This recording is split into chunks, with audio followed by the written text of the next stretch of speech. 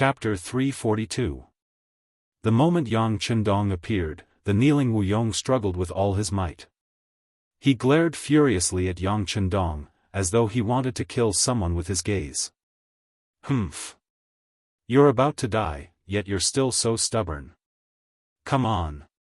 Let him speak. I'd like to see what he can do, Yang Chendong said coldly as he looked at Wu Yong, whose mouth was gagged with a white cloth. This Wu Yong had tried to assassinate him time and time again, especially the last time in the capital. If he hadn't found that lousy team member Yuan and let the cat out of the bag, Wu Yong would have suffered a small loss. Today, Kuang Yi had caused him to suffer. Now that he had finally captured him, Wu Yong wanted to see what tricks he could play. Upon hearing Yang Chendong's order, the Leng Feng soldier in charge of watching over Wu Yong reached out to pull off the white cloth. At this time, a conspiratorial smile flashed in Wu Yong's eyes. Although it only flashed in his eyes, it was still seen by Yang Chendong, who was staring at him. Instinctively sensing that something was wrong, Yang Chendong suddenly shouted, "Don't let him open his mouth." Before he could finish speaking, the Leng Feng soldier in charge of watching over Wu Yong had already pulled off the white cloth. However, upon hearing the new order, he instinctively reached out to gag his mouth again. At this moment, a thin silver needle suddenly shot out from his mouth. Due to the Leng Feng soldier's obstruction, the needle that was supposed to be aimed at Yang Chendong instead pierced into his right arm. Ugh! With a suppressed cry of pain, the member of Cold Vanguard staggered and fell to the ground. Tiger's Mane reacted quickly and reached out to support him. Concerned, he asked what was wrong and reached for the injured Leng Feng soldier's arm with his right hand. Lu Ping, what happened? Yang Wu, who was standing behind Wu Yong, saw the sudden change in front of him. He stretched out his leg and kicked Wu Yong. With just one kick, Wu Yong's body bent over. It was obvious that this kick was not light. At this moment, Tiger's Mane, who was inspecting the injury on Lu Ping's arm, said, "It's poison. His entire arm has turned black. It looks like he'll have to amputate it if he wants to stay alive." As he spoke, he raised his head to look at young Master Yang Chendong, who was watching everything unfold. Yang Chendong's eyes flashed with reluctance, but he quickly asked calmly, "Lu Ping, for your safety, your right arm has to be cut off to save your life." Leng Feng, who was called Lu Ping, was a very ordinary-looking young man. Judging from his looks, he was probably not even 20 years old. At this moment, due to the poison acting up, his head was covered in layers of cold sweat and his expression was one of extreme pain. However, when Yang Chendong asked him, he still replied in a clear voice, "Sixth young master, please do it. I'm not afraid of pain. It's just that I won't be able to be a proud member of the Leng Feng soldier in the future. It's not a problem. Even if you lose your right arm, you still have your left arm. You can still do many things. There are many positions in Crimson City that are suitable for you. As long as you're a talent, you won't be buried." After hearing these words, Yang Chendong endured the pain in his heart and stepped forward to pat Lu Ping's left shoulder. Then, with an extremely firm tone, he said to Tiger's Mane, "Do it. Do it quickly. Young master, don't worry." Tiger's Mane's eyes were also a little red. After receiving the order, Beta Persei handed over a sharp short knife and a bowl of strong liquor. After receiving the white wine, Lu Ping tilted his head back and poured it into his mouth. Then, with a burst of force, he sprayed the highly concentrated white wine onto the short knife. Following the lifting and lowering of the blade, Lu Ping's right arm, which had already turned light black, neatly fell off from his shoulder. The other Leng Feng members hurriedly went forward and carried the unconscious Lu Ping to the back for treatment. Tiger's Mane, Beta Persei, Yang Wu, Yang Chendong, and Wu Yong were left in the side hall. "Young master, it's my fault. I didn't check thoroughly." Yang Wu, who had sent Wu Yong here, had already lowered his head. He had checked Wu Yong's entire body. Only his mouth was not touched because it was sealed shut by the people who sent him here.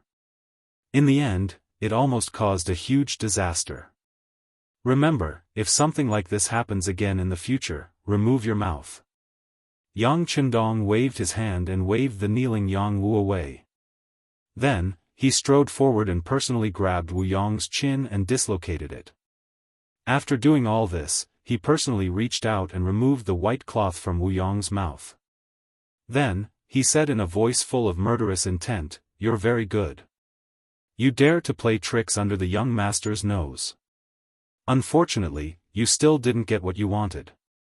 On the contrary, in the following time, you'll understand what it means to beg for death but not be able to beg for life." Killing people was nothing more than a nod of the head. But this time, he had seriously injured one of the Leng Feng brothers. Hearing him say that he could no longer be the proud member of the Leng Feng team in the future, Yang Chendong felt his heart bleeding. This was far more painful than being cut by a knife. Since others made him suffer, of course he wouldn't let them have it easy. As for the matter of killing people being nothing more than a nod of the head, he directly threw it to the back of his mind. "Yang Wu, I'll leave this person to you. I can use any method to deal with him, but remember, he can't die so quickly. At least, he can't die before we've used up all of our methods, understand? Young master, don't worry. Yang Wu knows what to do." Wu Yong, whose eyes were already filled with fear, was dragged down. Perhaps he knew what kind of fate awaited him, but he actually struggled madly. At the same time, he looked at Yang Chendong as if there were thousands of words in his eyes. Perhaps he would say, "If you want to kill, then kill, let's have a good time," etc. However, Yang Chendong was no longer interested in listening to all of this. He only knew that this matter had angered him. If he didn't vent his anger, he was afraid that he would suffocate to death. Investigate? What's going on? Interrogate the people who sent him here as well. We need to get the results as soon as possible. Yang Chendong stood upright with his hands behind his back. When he spoke, a murderous aura naturally spread out with him as the center. Tiger's Mane, Beta Persei, and Yang Wu at the side didn't dare to be negligent. They turned around and left. Soon, the two attendants of Qi Qing who had sent Wu Yong here were crying for their parents. After a while, Tiger's Mane returned, but the news he brought back was not very good. "Young master, those two people didn't know. When they saw Wu Yong, he was already tied up. Then Qi Qing arranged for them to send him here." "No evidence?" Yang Chendong nodded gently. "Forget it. Since there's no evidence, then there's no need for evidence. Gather the men and follow me to the Qi residence to arrest him." When he said this, Yang Chendong's expression had already calmed down. For others, it was simply impossible to go to the local magistrate's residence to arrest someone without any evidence. However, when it came to Yang Chendong, everything became possible. As Lu Ping said, the members of the Cold Vanguard team should be proud. If such a proud person suffered a big loss, as the master, if he couldn't get back at them, then he wouldn't be able to lead them in the future. The Qi residence. The banquet continued. Perhaps it was because Hangzhou cuisine was originally relatively light, or perhaps it was because of Kuang Ye's presence, this banquet didn't have many toasts. For Qi Bushen, Kuang Ye's presence was already enough to explain everything. At least, everything else was secondary. Therefore, he didn't drink too much during the banquet. He only toasted Kuang Yi 3 times and that was it. The banquet wasn't lively, but just as it was about to end, it suddenly became lively. Suddenly, there was a commotion outside the Qi residence. Then, there was the sound of the main door crashing to the ground, followed by the sound of footsteps. "What's going on?" Qi Bushen, who was sitting in the banquet, heard the commotion outside and his eyes immediately darkened. The Minister of War was in his residence today. Who was so blind to make a scene? It was really embarrassing for him. When the housekeeper saw that his master was angry, he had already turned around and walked out. However, before he could figure out what was going on, he saw a black shadow appear in front of him. Then, he felt a pain in his stomach and was sent flying. With a plop, he flew 3 to 4 meters in the air and landed in the main hall where the banquet was being held. The commotion outside had already attracted everyone's attention. Suddenly, the housekeeper of the Qi residence was kicked back into the main hall. Out of instinct, Guaning and Tong Qiao both stood up from their seats. The guards behind them also drew their steel swords. Bang! A sudden gunshot rang out and hit the roof of the main hall. This shot caused the guards who wanted to rush out to stop in their tracks. Everyone was panicking at this moment, except for Kuang Yi, who was still sitting in his seat. He only raised his head to look out the window the moment the gunshot was heard. The person who fired the shot was Yang Chendong. When the gunshot rang out, he had already strode into the banquet hall. At this moment, his gaze met Kuang Yi's. Then, a smile appeared on his originally calm face. "Lord Qi, I'm sorry to have disturbed your refined mood. It's just that I had no choice but to come here today because..." He suddenly pointed his gun at Magistrate Qi Bushen, who was sitting at the host's seat. "Because someone wanted to kill me and almost succeeded. I have no choice but to seek an explanation for this matter." Yang Chendong's sudden action caused the originally noisy hall to instantly quieten down. Qi Bushen, who had already stood up and wanted to criticize Yang Chendong, fell back into his chair with a plop. Then, his face turned pale and his expression changed drastically. Qi Bushen was studious when he was young. He was indeed proficient in the teachings of Confucius and Mencius. Usually, official words came out of his mouth as soon as he opened it. Occasionally, when he spoke about righteous matters, he would be impassioned and make people urinate. However, all of this was based on a theoretical foundation. When faced with a choice of life and death, his mind was already blank. At this moment, he was not thinking about the principles of the saints. He was thinking about whether the gun could shoot bullets and whether it could really kill him. Chapter 343. Yang Chendong's action made Commander Tong Qiao, who was about to speak, swallow his words. Compared to the other guards, the Hangzhou city guard was slightly higher. He had long heard of the Duke of Loyalty and Courage. He had heard that not long ago, Baiming's Minister of Justice, Yu Shiyue, had been dragged down by this person and his entire clan had been implicated. Such a ruthless person was not someone a rank 3 general could afford to offend. Guaning, on the other hand, took a step forward when the atmosphere in the hall suddenly became heavy. When no one spoke, his expression didn't change. "Duke of Loyalty and Courage? What are you doing? Please understand the situation.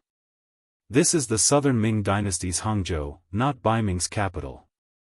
It is also not your Yang family village or Chang family villa. Lord Qi is the prefect of Hangzhou and a rank 4 official personally appointed by the emperor. He is. This duke did not say that I wanted to kill him, but his younger cousin wanted to plot against me. Fortunately, the mercenaries reacted quickly and did not let the other party succeed. However, because of this, he lost an arm. Qi Qing must give an explanation for this matter. Tiger's Mane, take the thing out." Yang Chendong signaled to Tiger's Mane behind him as he spoke. Tiger's Mane nodded and placed the severed arm on the table. The entire arm was still slightly black, and at the same time, it could be seen that the camouflage uniform was wrapped around the arm. When he saw this, Kuang Yi, who had been silent all this while, finally had a change in expression. He suddenly thought of something and couldn't sit still anymore. He stood up and asked, "Duke Zhongdan, is that brother's life in danger?" "His life is not in danger, but his entire right arm is completely gone." Yang Chendong faced Kuang Yi. When he said these words, his voice was clearly suppressed. "It's good that he is fine." When Kuang Yi heard that the mercenaries' lives were not in danger, he could not help but let out a long sigh of relief. This time, he had only left the capital to do two things. First, it was official business. That was to patrol the various guard stations in the south. This was so that when they really needed an army, they would be able to pull them out and have enough fighting power. The second matter was the secret edict that the emperor had just issued. It was to persuade Yang Chendong to let the mercenaries behind him work for him. At this moment, if the mercenary brothers were to lose their lives, it would be even more difficult to discuss the cooperation. Fortunately, he had only lost an arm, so he was still safe. This way, he could be at ease. Of course, this kind of relief was only in his heart. Seeing Yang Chendong appear with a murderous aura and take out a broken arm, he knew that if he did not give an explanation, not to mention the anger of the Duke of Loyalty, at the very least, there was no need to discuss the matter of cooperation. As the Minister of War and an important official of the imperial court, Kuang Yi had seen a lot of storms and reacted quickly. After figuring out the key point, his expression changed immediately. "Magistrate Qi, what is going on?" All of a sudden, he changed the topic and asked Qi Bushen. Many people were stunned on the spot. With such a change in attitude, many people who thought they were smart instantly understood what was going on. Minister Kuang had questioned Qi Bushen for the sake of the Duke of Loyalty. Even though he knew that Qi Bushen had the background of the Minister of Rights, Luda, he still did it without hesitation. It seemed that the rumors were true. Kuang Yi owed the Duke of Loyalty a life-saving grace and was now repaying him. Qi Bushen also thought the same. He looked at Kuang Yi with a bitter expression and said, "Lord Kuang, I really don't know what happened. Why would the Duke of Loyalty question me like this? Could it be a misunderstanding?" "Misunderstanding? Do you know who the Duke of Loyalty is? How could he misunderstand you? Since you don't know, why don't you ask your cousin to come out and explain it to us face to face?" Kuang Yi didn't look at other people's expressions and didn't have time to figure out what they were thinking. He only knew that a mercenary was injured in front of him. If he couldn't give a suitable explanation, it would be impossible for him to cooperate with the other party. For the sake of the country, for the peace of the South, and for the South Ming to have the capital to contend with Baiming, not to mention a fourth-rank magistrate, even if Minister Luda was here, he would sacrifice himself when necessary. Perhaps no one except Yang Chendong could understand Kuang Yi's thoughts at this moment. Qi Bushen didn't understand, so he was a little conflicted about calling his cousin out. But in front of Shengguan, he couldn't say anything to refuse. He just stood there and didn't say anything. He just wanted to use this method to resist. Once Kuang Yi's anger dissipated, perhaps there would be a chance to save the situation. Qi Bushen thought himself clever and didn't say a word. Yang Chendong saw through his thoughts and smiled coldly. "Oh, it seems that I've made a mistake. Since that's the case, I'll take my leave. Sorry for the disturbance, ha ha ha." After saying this with a faint smile, Yang Chendong prepared to turn and leave. However, before he could take a step, Kuang Yi's voice rang out. "Qi Bushen, I told you to find my cousin, but you didn't hear me. Guaning, bring some men to the back residence and find him." Kuang Yi actually ordered a search of the residence. This was tantamount to falling out completely.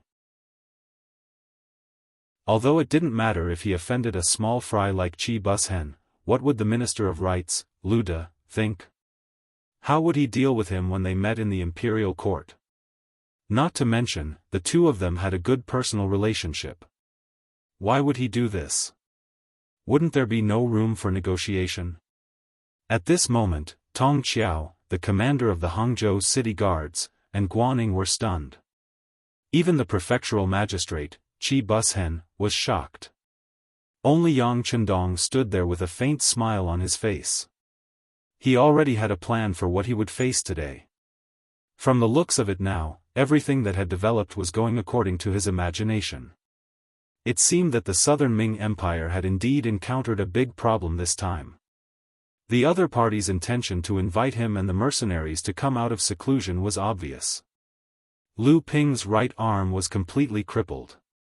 It was impossible to say that Yang Chendong wasn't angry. However, if he wanted to take revenge, there were many ways. For example, he could secretly kidnap Lu Ping, or let the members of the Cold Blade Division pretend to be bandits and rush into the Qi residence to kidnap Lu Ping. No matter which method it was far better than openly denouncing him like this. However, he didn't have a choice. He wanted to see how Kuang Yi would deal with it and where his bottom line was.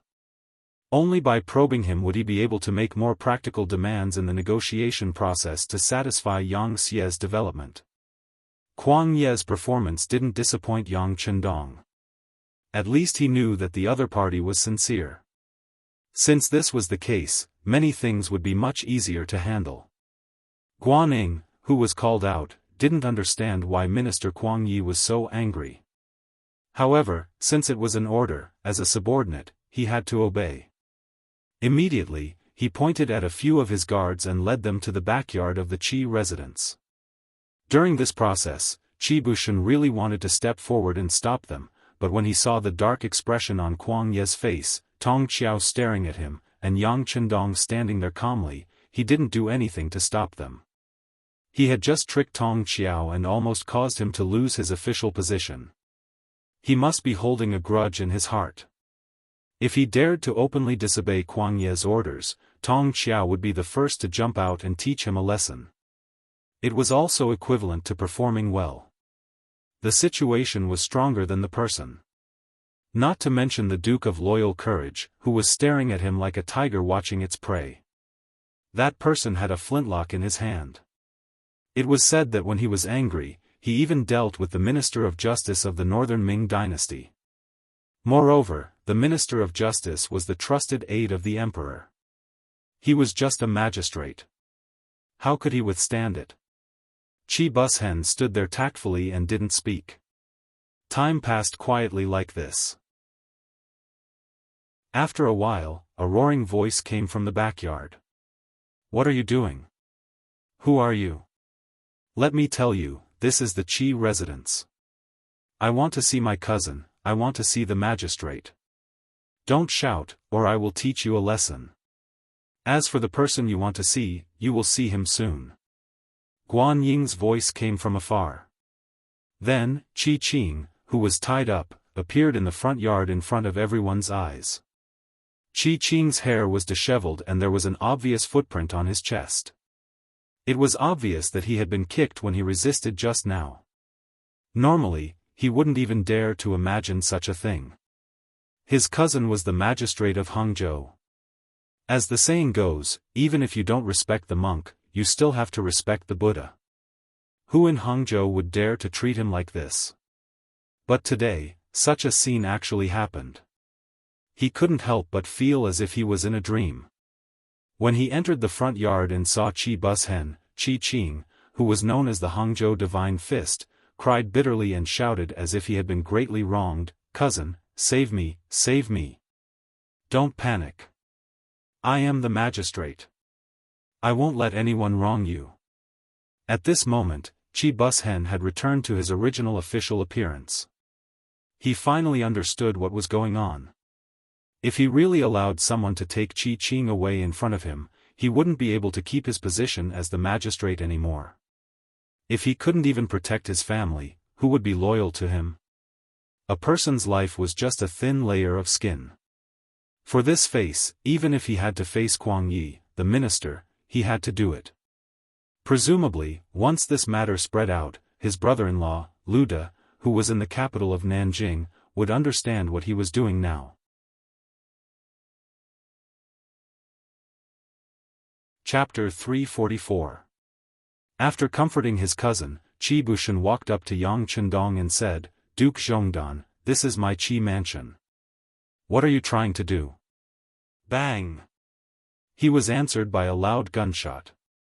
It was just a gunshot, but it was so loud and sudden that it was completely out of Qi Bushen's expectations. He instinctively took 2 steps back, as if he was really afraid of being hit by the gun. Ha ha ha. Yang Chendong laughed heartily when he saw that Qi Bushen had been scared away by his spear. His gaze then landed on Qi Qing, who had been brought out. He spat out 5 words in a cold voice, "Bring him here." Among the mercenaries, a man whose expression had changed greatly was pushed out from the crowd. As soon as he appeared, he attracted everyone's attention, but he didn't have any self-awareness. He didn't even look at anyone. He just pointed at Qi Qing and said, "It's him." He teamed up with the second brother of the Blackwater gang, Wu Yong. He wanted to get close to the loyal duke and assassinate him. All of this was arranged by him.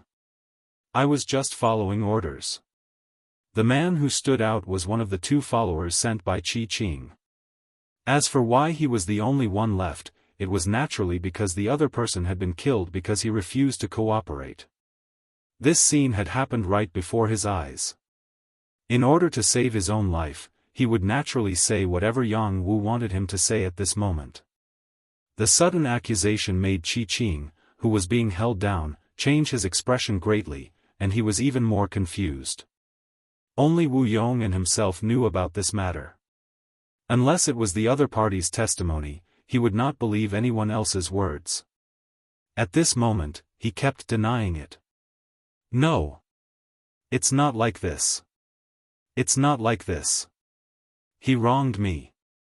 As far as Yang Chendong was concerned, Lu Ping's broken arm must be avenged. The accusation was just a formality. Even if there was no such accusation, would he let Qi Qing off? The answer was, of course, impossible. Since that was the case, why would he be polite? As if he did not hear Qi Qing's shouts, he looked at Kuang Yi and said, "Sir Kuang, the witness is here. Can I take him away?" Kuang Yi's expression was a little unnatural. Naturally, he could tell that it was a little far-fetched to want to pin Qi Qing down with just one witness. However, he also knew that if he didn't vent his anger, the so-called cooperation with the mercenaries would be impossible. For the bigger picture and for the country, sacrifice was a must. He immediately nodded, "Yes, there is a witness here. Duke of Loyalty, you can take Qi Qing away for questioning, but how to deal with him will be handed over to the Yamen or the Ministry of Justice." Kuang Yi agreed to Yang Chendong's request to take him away, but at the same time, he also left some leeway. Naturally, he didn't want to offend the mercenaries, but he also didn't want to offend Lu De. At the very least, before he received the benefits from Yang Chendong, he would not easily make preparations to side with one side. When Qi Bushen heard Kuang Yi say that he could take them away, he wanted to refute. However, when he heard the last sentence, he quickly shut his mouth. Minister Kuang had left him some face. As long as Qi Qing's matter was handed over to the Yamen or the Ministry of Justice, he believed that with his connections, Qi Bushen would definitely be able to protect him. Qi Bushen was happy, and so was Yang Chendong. After laughing a few times, he took 2 big steps forward and whispered something in Kuang Yi's ear. With this sentence, Kuang Yi's originally very serious face instantly became much better.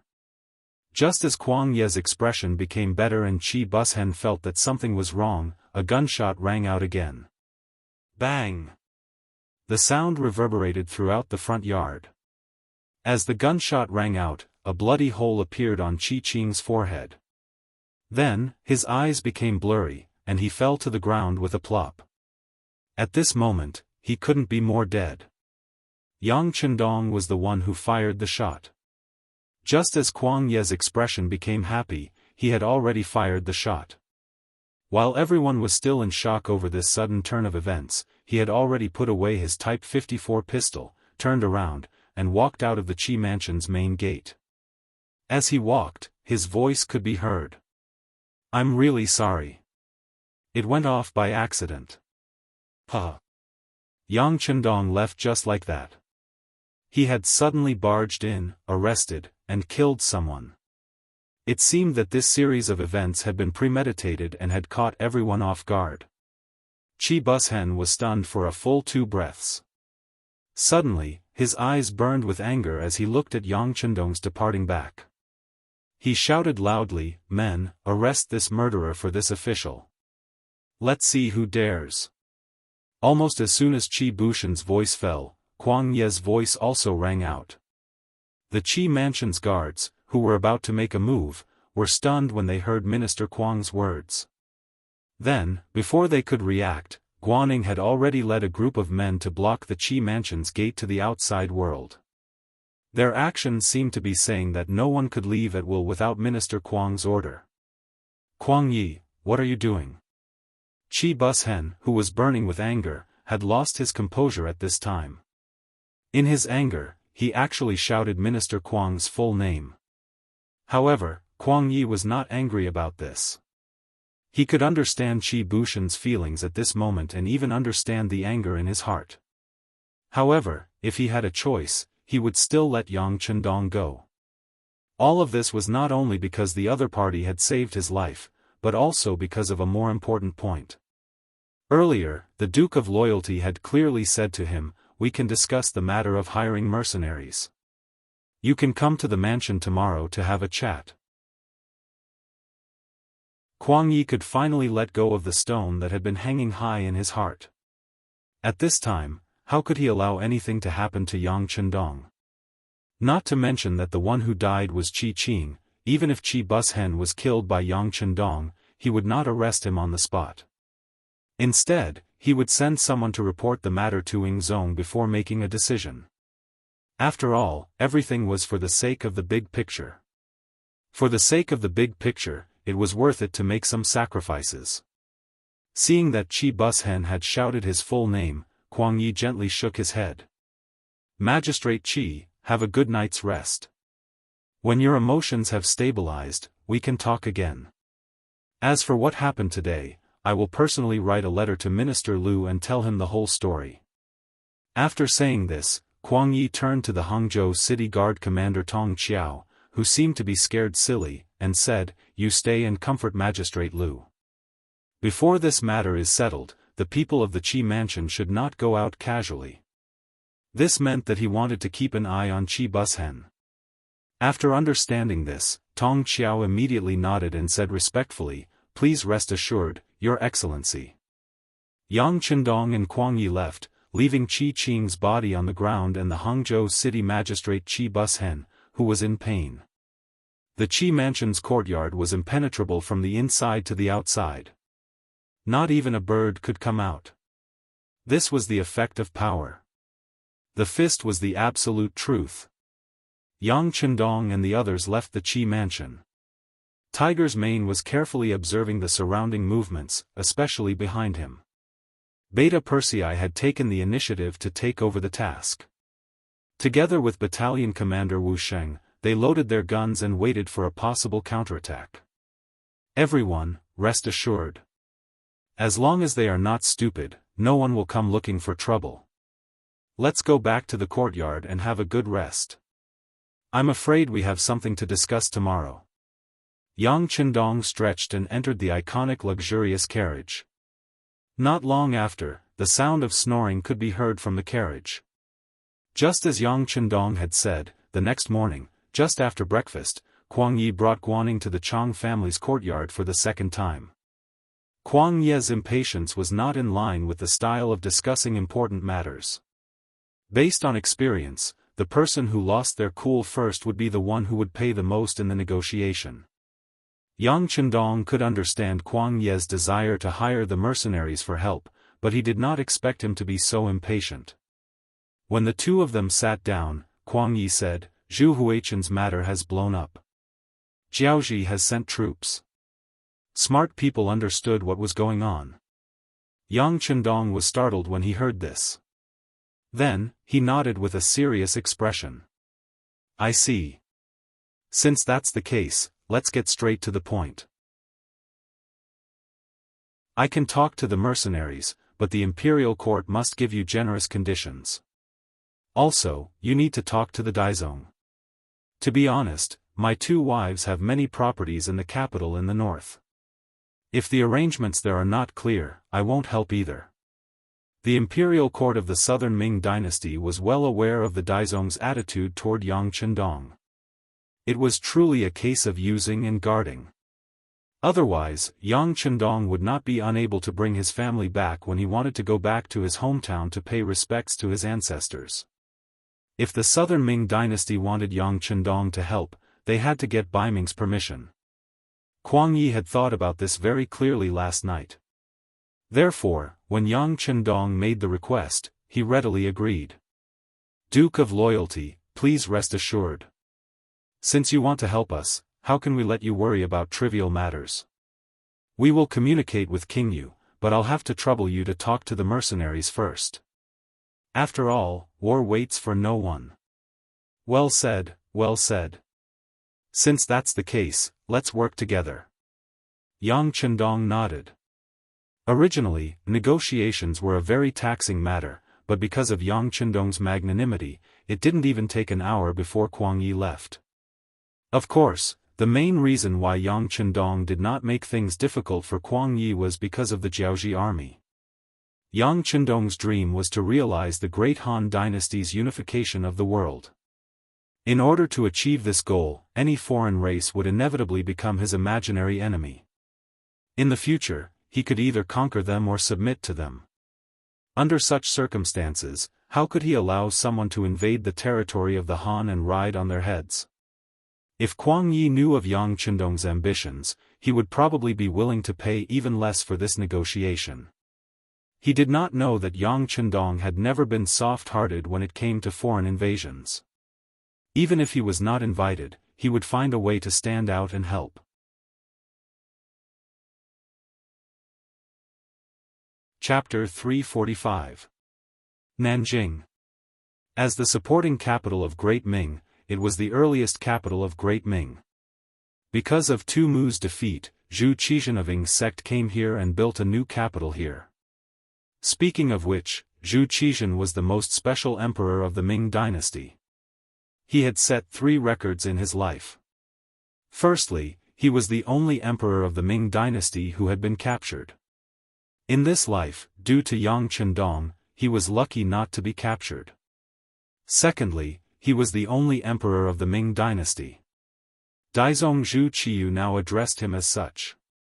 Thirdly, he was the only emperor of the Ming dynasty who had ascended the throne twice.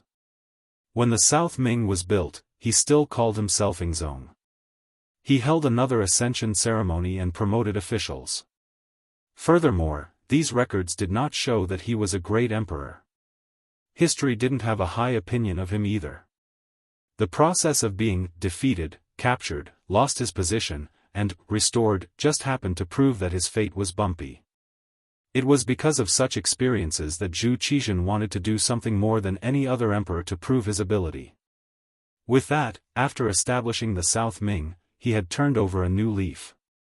He gave up on eating and playing and focused all his energy on ruling the country. His dream was to unify the great Ming dynasty one day and return to the throne of the emperor in the capital of the north. Unfortunately, the heavens did not seem to have played with him enough. No matter how hard he worked, the problems that should have appeared were not small. On the contrary, they were getting worse and worse. Just as Zhu Qizhen was developing the military and land, the chaos in the south still appeared. Not only that, the scale was even larger than in history, and even Jiaoji sent out troops. During the Yongle period, Zhu Di had conquered Jiaoji, present-day Vietnam. At that time, the one leading the troops was the late Duke Ing Zhangfu. With the strength of the Ming army, they defeated them and established Jiaoji province. However, as the journey was too far, there were many things that could not be done.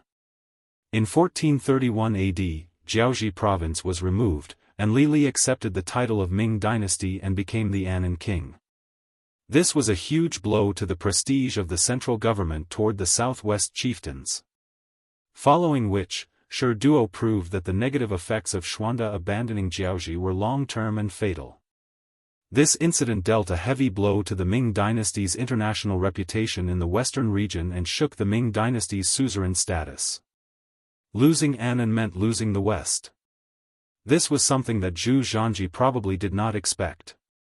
From then on, Anan continued to disturb the border and invade the land. This time, Minzhuang King Huidong took the initiative to find Li Li King, who was old but still had great ambitions. After promising him great benefits, they who were already restless finally moved out. Once Jiaoji enters the war, the Yunnan affair will only get bigger and bigger. Moreover, the chaos in Guangdong seems to be mutual, so the rear is bound to be in chaos. How was he going to make Zhu Qizhan focus on developing the nation's power and plotting Beiming to unify the country? Chaos meant that more people would suffer. Chaos meant that the emperor's imperial power would be shaken, which would inevitably be tainted by historians. Chaos meant that a rebellion would need to be quelled, which meant that a lot of money would have to be spent and a lot of troops would have to be mobilized. All of these were things that Zhu Qizhan didn't want to see, so he naturally had a headache because of this. At this time, Empress Qian suddenly suggested asking the Duke of Loyalty for help during the banquet.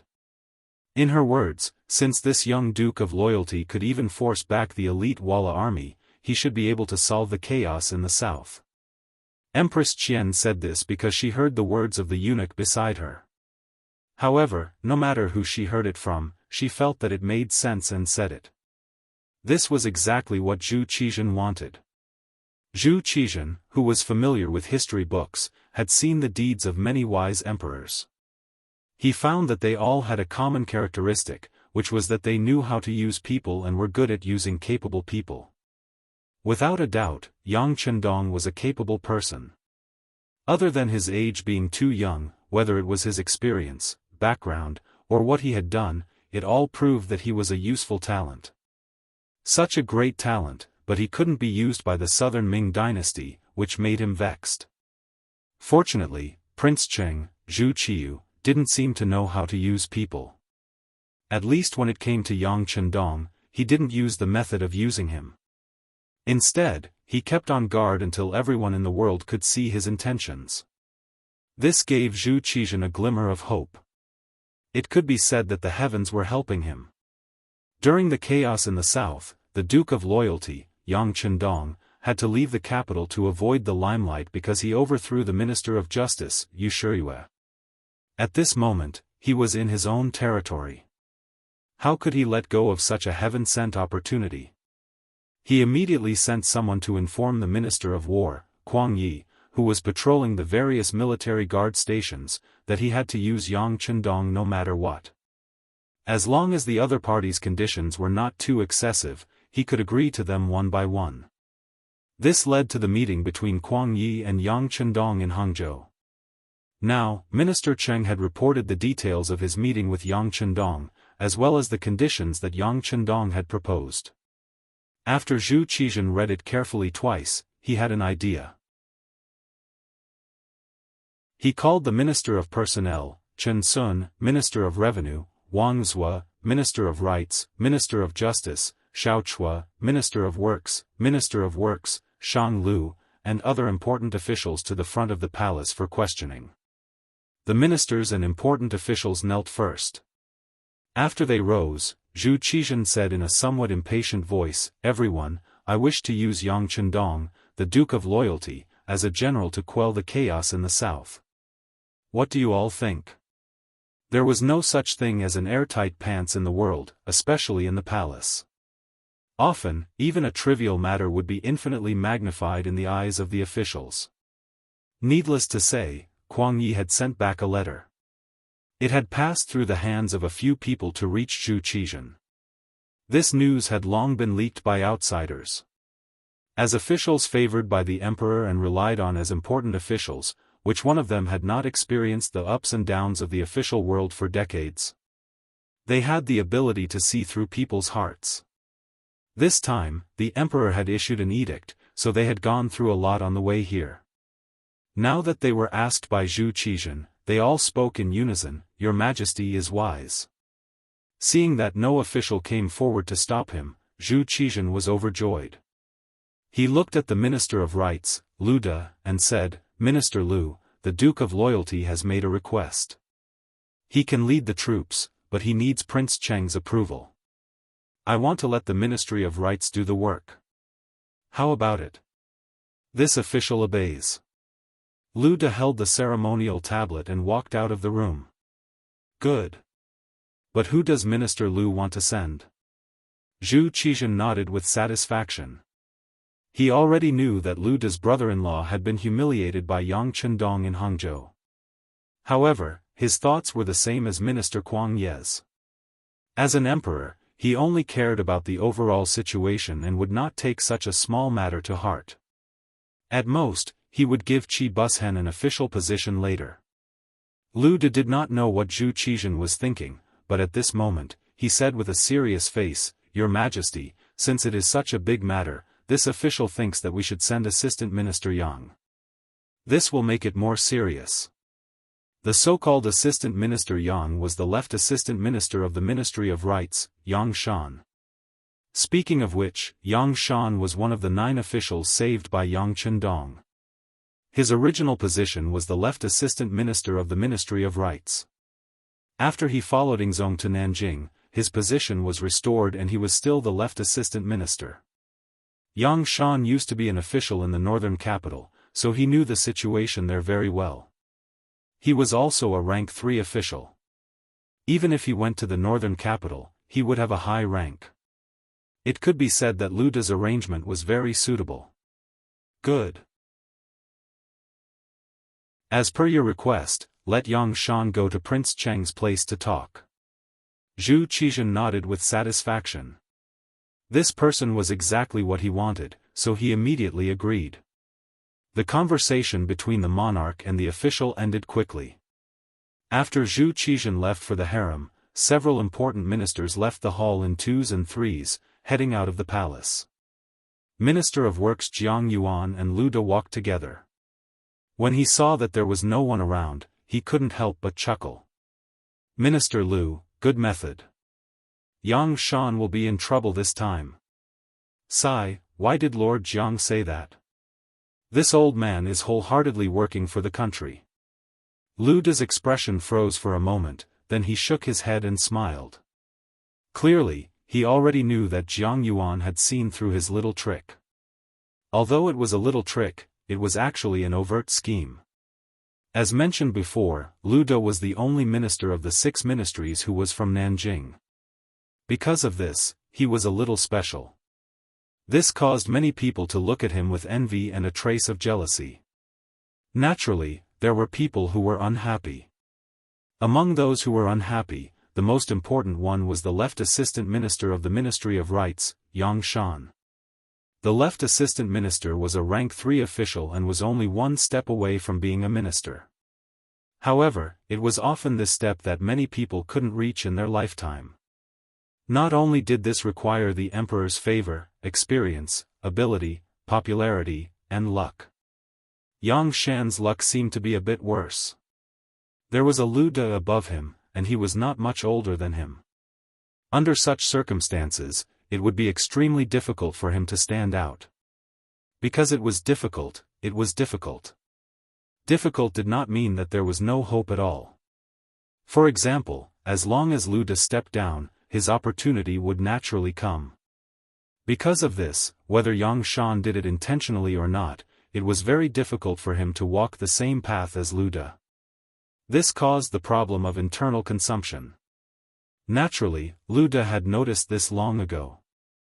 However, he also knew that this Yang Shan was quite popular.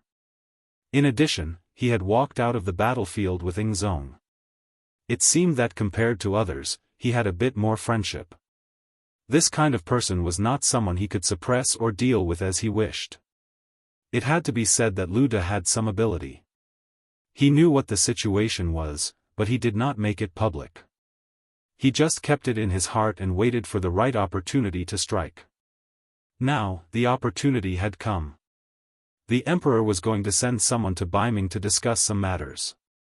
Speaking of which, this was the first time that southern Beiming had come into contact with Beiming since it was established. Most likely, no one was confident in this matter, so he gave this task to Yang Shan. This seemed to be a matter of selecting talents, but wasn't it just making things difficult for him? This was because everyone could see that Zhu Qizhen did not want to pay too much and wanted to get things done. This task was not easy for anyone else.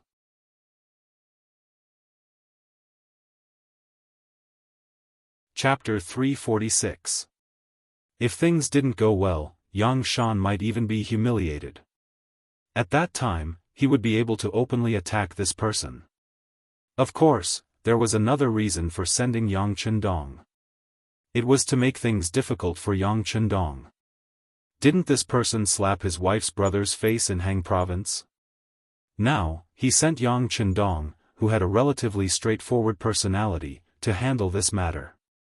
If this failed, Dai Zong, who was already a thorn in Emperor Dai Zong's side, would have an even harder time. This was also why Jiang Yuan said that he had some tricks up his sleeves. Regarding this, Lu De did not explain. He only chuckled and let it go. Lu De made his move and the job fell into Yang Shan's hands. When the imperial edict was issued, he was in a difficult position at home. Normally, to become an official of the Ministry of Rites, one had a good temper and was eloquent. Yang Shan was good at speaking, but his personality was a little too honest. To be specific, he was a little too frank. His personality was rare among diplomats, so it was easy for him to offend some people at work. Back then, it was thanks to Hu Zhao's appreciation and help that he was able to gain a foothold in the Ministry of Rites. This was also one of the reasons why Zhu Qizhen didn't promote him to Minister of Rites. Of course, Yang Shan was quite capable, especially when it came to execution. It was because of this that he became the left assistant minister of the Ministry of Rites without too many people objecting. However, no matter how capable he was, this matter was difficult for him. Ingzong wanted to use the Duke of Loyalty and Courage to ask him to speak in front of Dai Zong. However, the imperial edict did not give him any authority. On the contrary, it implied that Ingzong was one level higher than Dai Zong. To be able to use his people was giving him face. This kind of condition was difficult for Yang Shan. This became an impossible mission. Unfortunately, Ingzong was too arrogant. Even if he went to speak, he wouldn't be able to make it clear. Instead, he would make the emperor unhappy. Yang Shan really wanted to ask the emperor for some conditions regarding this matter. Since he wanted the emperor's help, he couldn't use a commanding tone. He had to give him some benefits.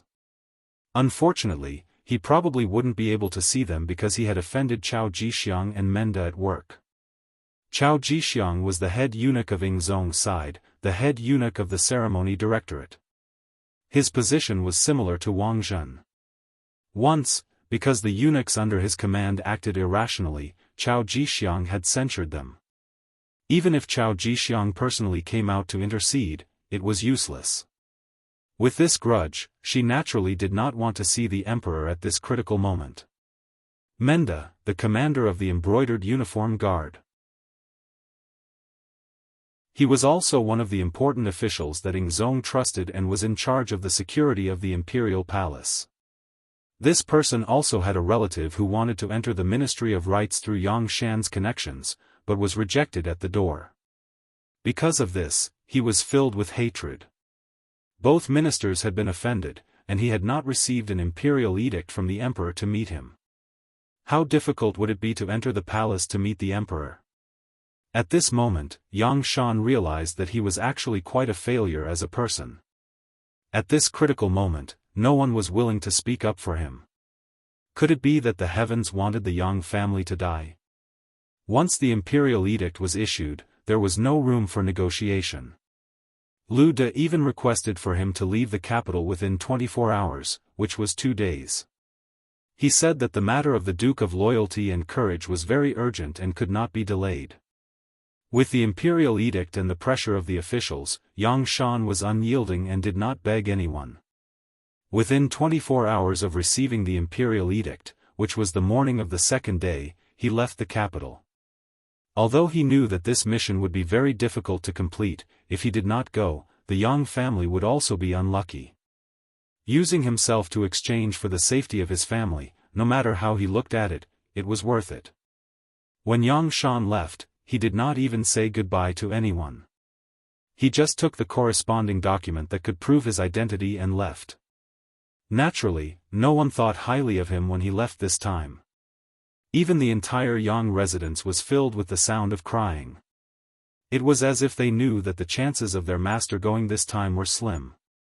Even if Dai Zong did not kill him, if he could not complete the mission, Ingzong would not spare him when he returned. This was because of the last time when he left the capital, there was someone behind him who made King Yu the emperor. Since coming to the capital, Zhu Qizhen had been more careful. For example, he was more cautious about the ability of his subordinates to manage them. For a third-rank official like Yang Shan in the capital, there were naturally hidden sentries of the embroidered uniform guards around the residence. Normally, they would keep an eye on everything here. Once they discovered any abnormal movements, they would immediately respond to them. But now that Yang Shan had left, from outside, there were sorrowful cries coming from the residents every day. This made the embroidered uniform guards who were in charge of monitoring feel sympathetic and relax their guard. Even when they saw an opera troupe enter the Yang residence, they did not do much inspection. The opera troupe performed for 3 days before it ended. Even if the opera troupe was closed, there would still be cries coming from time to time. Yang Shan brought the relevant documents to prove his identity from Nanjing. He traveled through wind and rain all the way. It took him only 8 days to cover a distance of nearly 1,200 kilometers. It was nearly 300 kilometers in a day. Even with his body, it was unbearable. But Yang Shan had no other choice, because he was worried that if he was negligent, he would be charged with another crime. If that happened, all his hard work would be for naught. For the sake of his family, he had no choice but to rush along. In his grief and indignation, by the time he reached the capital, he had fallen ill. The capital had already received news of Yang Shan's arrival. And with the exaggeration of Lu De and the others, the purpose of his arrival was already known in advance. In the throne room of the imperial palace, Zhu Qiyu had already pushed away all the things on the dragon table in anger. At this time, his chest was still panting heavily. It was obvious that he was very angry. It was no wonder. Lu De had spread the news that Yang Shan came to the capital as the representative of Ingzong Zhu Qizhen to reprimand Zhu Qiyu. Having no monarch, father, brothers, and ministers were the 4 major crimes. It was to show the righteousness of the Southern Ming and to show that the Southern Ming was the legitimate identity. As for speaking up for Yang Chendong, it was just a matter of convenience. It gave people the feeling that the person who Baiming was giving face to Prince Cheng. When the news first came, Zhu Qiyu had already lost his temper in the imperial palace. It was said that a blind eunuch was even kicked twice because of this. This was the second time he had lost his temper in the main hall. Relatively speaking, this was more of an act for the officials to see. At the same time, it was also a kind of test. To be able to enter this palace, which one of them wasn't a shrewd old thing? At this time, all of them had their heads lowered. When they raised their heads, their eyes were filled with anger. They expressed their dissatisfaction with Baiming, dissatisfaction with Ingzong Zhu Qizhen, and their support for Zhu Qiyu, as well as their determination to stand together. After all, Ingzong was once their master. The ancients said that loyal officials did not serve 2 masters. The fact that everyone was still standing here meant that they had already lost their position as officials. At this time, it was naturally not good for them to criticize anyone. Otherwise, if this spread out, it would be detrimental to their reputation. The officials of ancient times still regarded their reputation as extremely important. At least on the surface, they did things very well. It was because of this that even though they knew that Ingzong had gone overboard, none of the officials stood out to say anything. Everyone's silence was perhaps the main reason why Zhu Qiyu lost his temper for the second time. Zhu Qiyu himself was the clearest about the process of ascending to the throne. It was an extraordinary act in extraordinary times. It was because of this that he was even more worried that things would repeat themselves. If these officials overthrew him like how they had pushed him to become the emperor, what should he do? At that time, it might be impossible for him to return to being Prince Cheng. He was afraid, so he needed his officials to express their loyalty. Only then could he feel more at ease. Otherwise, if there was really a day when he went up against Zhu Qizhen, who knew if there would be someone behind him who would stab him in the back. One side was probing, while the other side was thinking about their own reputation. This formed a kind of invisible confrontation, just like now. No one spoke, and an awkward atmosphere naturally arose. "What? Don't you have anything to say?" The atmosphere in the throne room was very quiet. Finally, the young Zhu Qiyu, who was wearing an imperial robe with a golden dragon, could not hold himself back and took the initiative to speak. However, there was a trace of anger in his voice. The emperor was angry, and the officials were nervous. However, they were only nervous. It was not to the extent of being afraid. This time, it was not just one person who did not express their opinion. Instead, all the smart people did so. With the mentality that the law could not punish the majority, what was there to be afraid of? This was the so-called "the law could not punish the majority." Even if you were the emperor, there was nothing you could do if the people below didn't say anything. Some people would say, "Isn't the emperor the most powerful?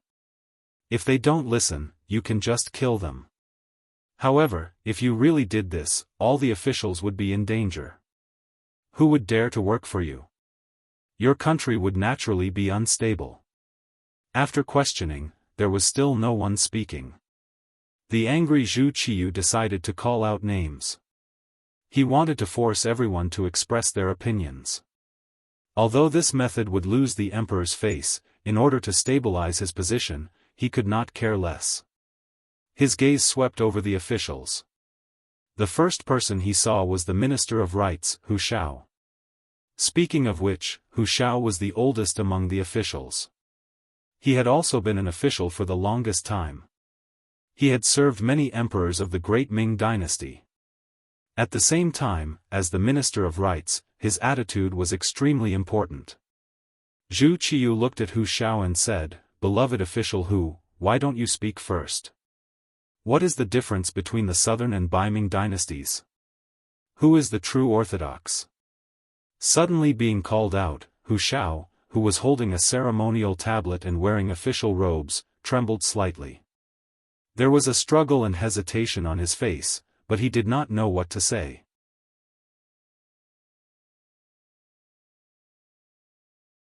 Chapter 347.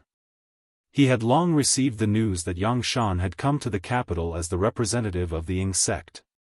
He was even one step ahead of the imperial court and knew more inside information. But it was precisely because of this that he was in a difficult position. He did not even accept the suggestion given to him by a certain person. In his view, if he did that, he could not be called a truly loyal official. Perhaps his existence would be tarnished in the history books.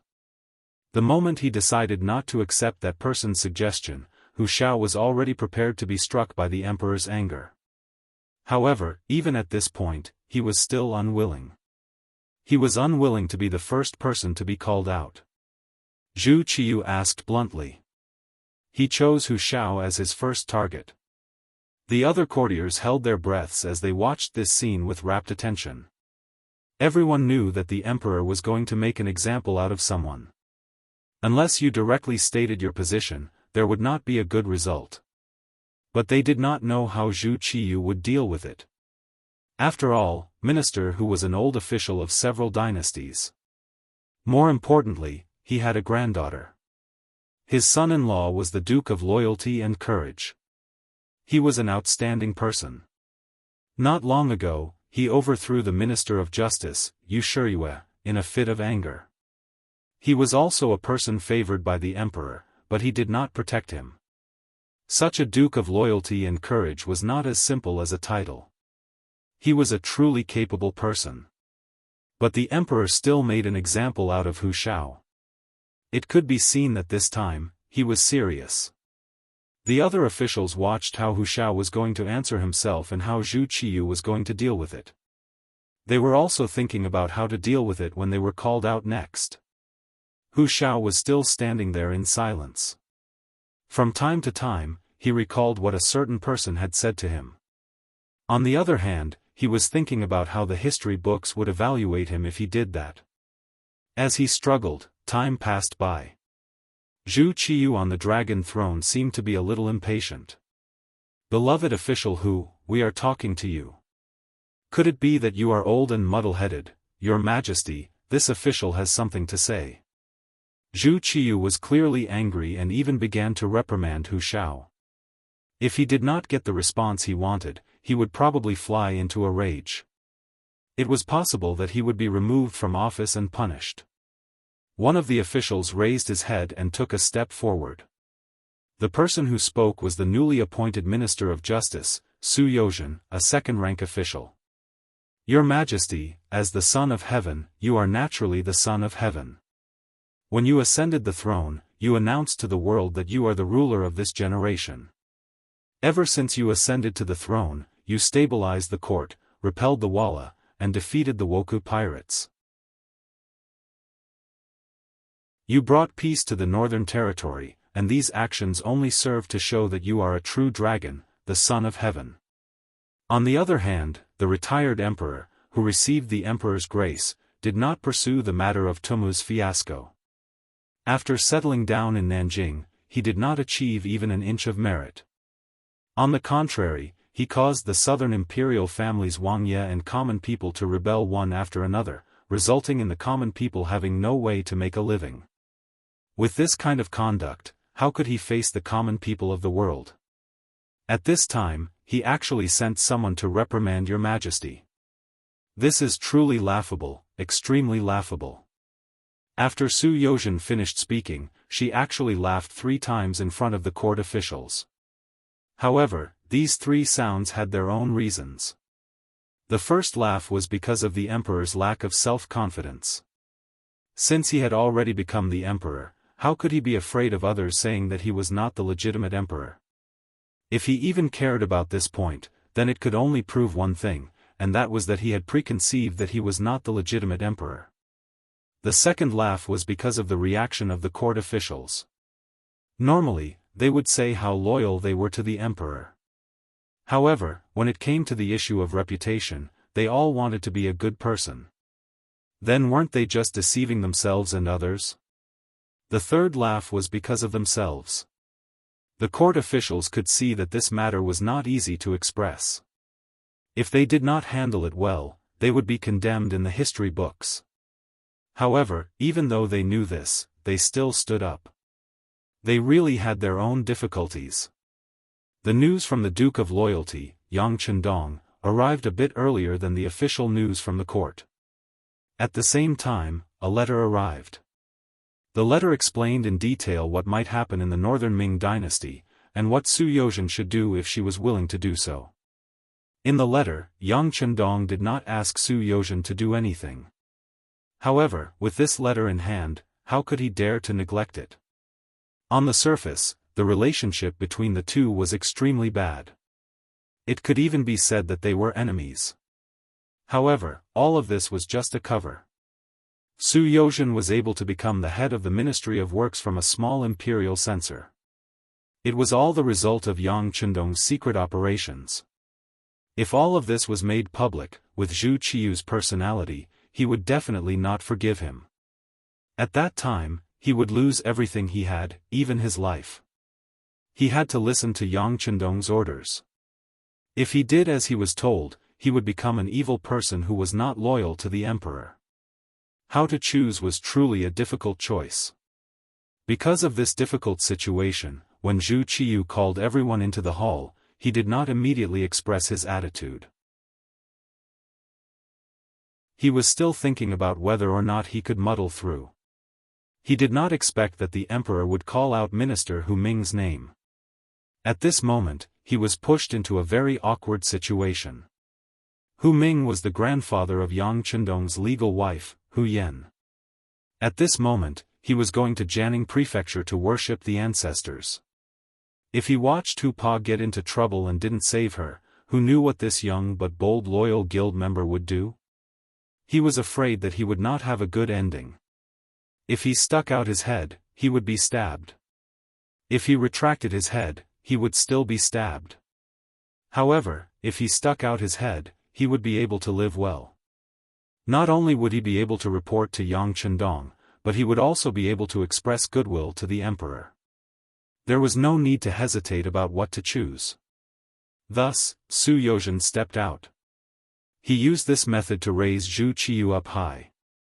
At the same time, he also stepped on Zhu Qizhen, who he had previously called the emperor, and degraded him to be worthless.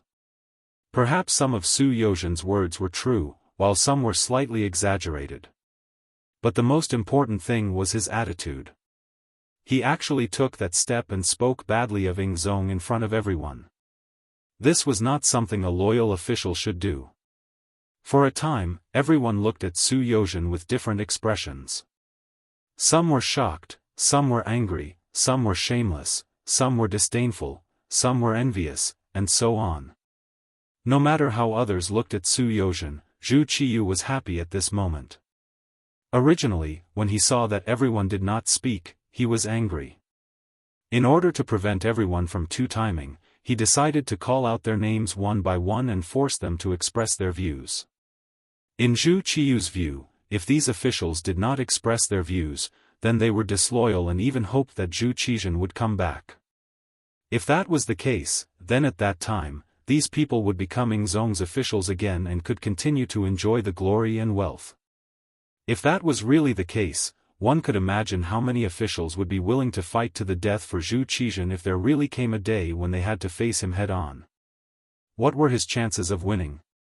Forced by this, he had to use this matter to force the officials to express their views. The reality was the same as the worst result he had imagined. Everyone was silent. On the surface, they looked like loyal officials, but in reality, they just wanted to benefit from both sides. In his anger, he wanted to make an example out of Hu Shao. It was because this person was a powerful official with great influence that he became the monkey to warn the others. At this moment, Su Yozhen's sudden words eased the originally heavy atmosphere. It was as if he had seen the light in the dark night. Zhu Qiyu was happy. Beloved official Su understands the world. Your words are reasonable. Zhu Qiyu was so happy that he called out Su Yozhen's name twice. Lord Su's words are reasonable. You have spoken my thoughts. The head eunuch standing next to Zhu Qiyu, Ji Ning, quickly supported Su Yozhen. Ji Ning was different from the other important officials. As a eunuch, he had to rely on the emperor for what kind of life he could live. If something happened to Dai Zong, he would not benefit no matter what. Since that was the case, he had no choice but to walk down this path. However, the other officials did not speak. As a eunuch, if he took the lead to express his opinion, it would not be reasonable. That was why he had been suppressing himself and coldly watching the other officials' reactions. Now that Su Yozhen had stood up and said the words that Zhu Qiyu wanted to hear the most, he immediately made his position clear. Following Jin Ying's statement, the other officials also said in unison, Lord Su's words are reasonable. You have spoken my thoughts. Good. The sudden change in the situation made Zhu Qiyu very happy. Although he knew that some people had to say something against their will because of the situation, no matter what, he had at least won this battle on the surface. And the key to this victory was Su Yozhen. Thinking that this person was so considerate of him, he was a true loyal official. The more he looked at him, the more pleasing he was to the eye. If it wasn't for the fact that he didn't want his table manners to be too unsightly, he was afraid that he would have added Su Yozhen as the Grand Tutor of the Crown Prince, which was equivalent to a first-class official. Official Su, hear the decree. I order you and the Ministry of Rights to be responsible for receiving Yangshan and raising the prestige of our country. Zhu Qiyu's voice rang out in the court. Su Yozhen knelt on the ground and gratefully accepted the decree. At this moment, he had no other way out. With what he had just said, if Ing Zong really came back one day, he probably would not end well. In a sense, he was now a grasshopper on the same rope as Dai Zong. The small court meeting, which should have been very tense, ended. Zhu Qiyu left the hall with satisfaction, accompanied by eunuch Ji Ning. Only then did the other officials walk out in twos and threes. However, it was clear that Su Yozhen, who was usually quite popular, had become a loner. It was as if he had contracted an infectious disease. People could not help but keep a respectful distance from him.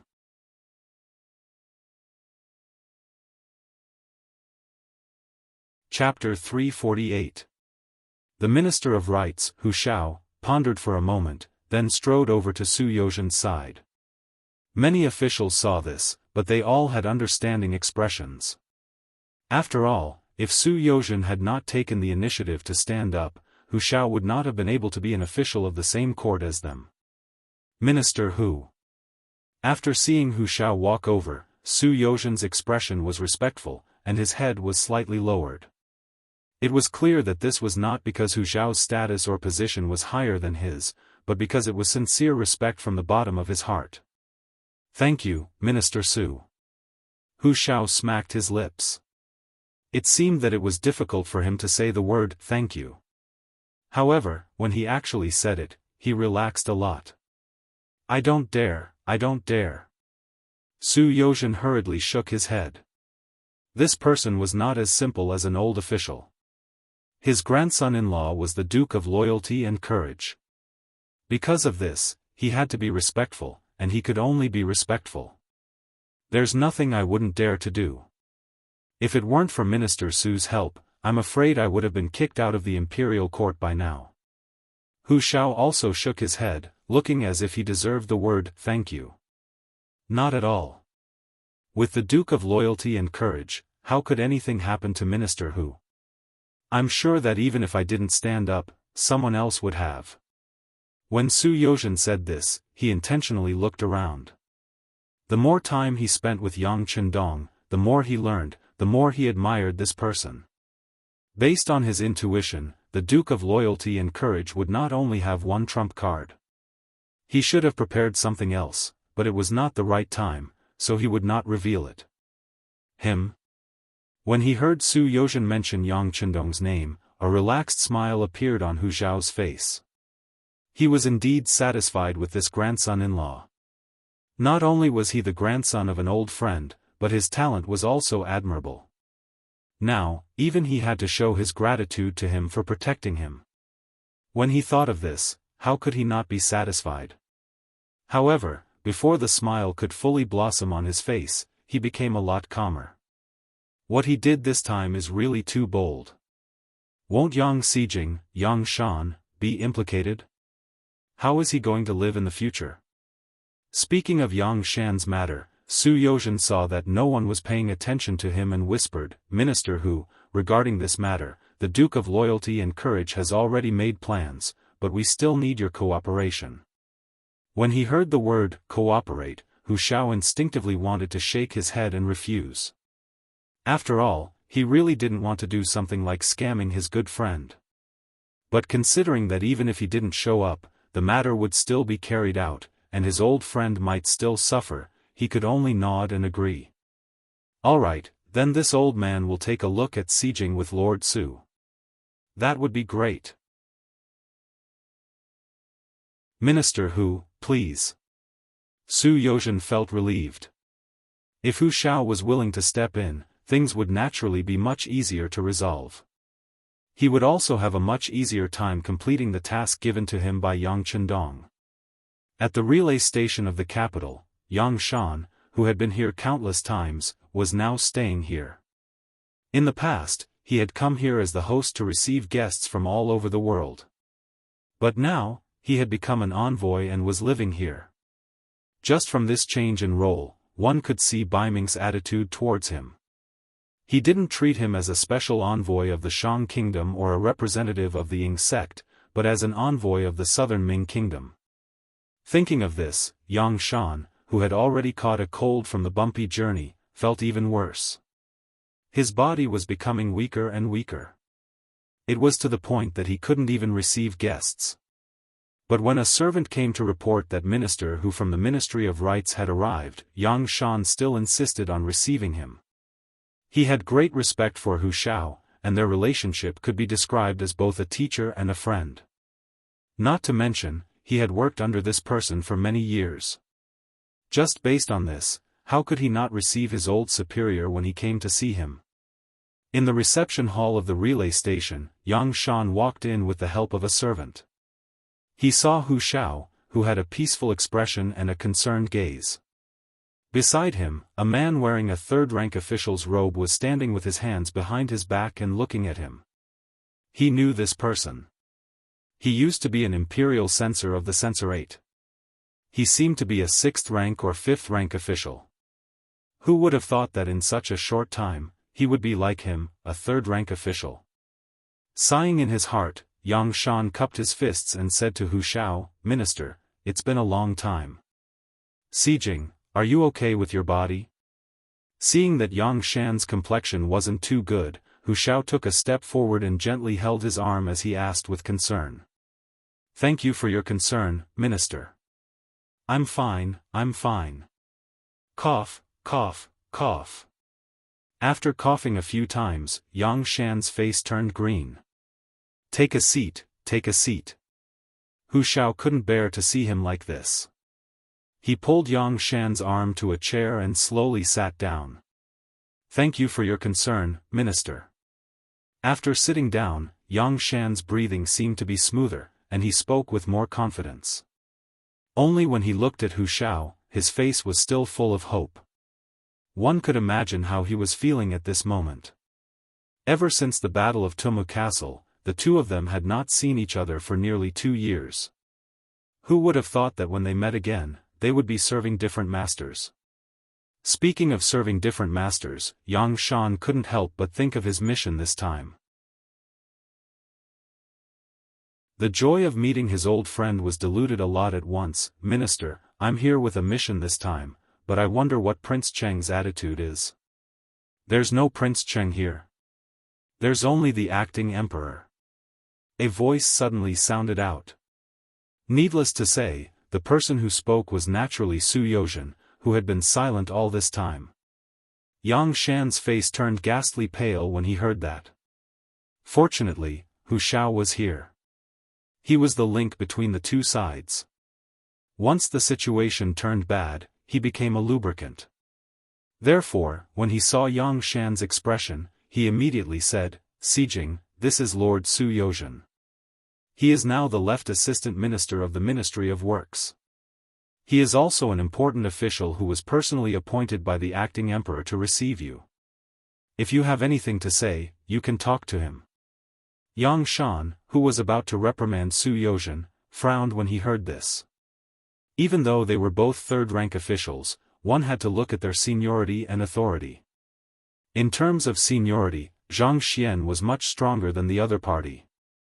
How could he allow a junior to interfere in his conversation with the old minister?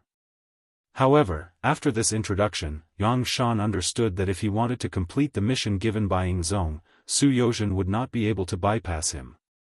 Even so, he politely cupped his fists and said, "So it's Minister Su. Greetings. Assistant Minister Yang, there's no need to be so polite." Su Yozhen also bowed and said, "Since Minister Hu is here today, why don't we take this opportunity to talk things out and see if we can find a balance so that everyone can complete the Emperor's order earlier? Wouldn't that be wonderful?" "Balance?" Yang Shan shook his head after hearing this. "Impossible. This is an impossible mission." "How do you know it's impossible without trying?"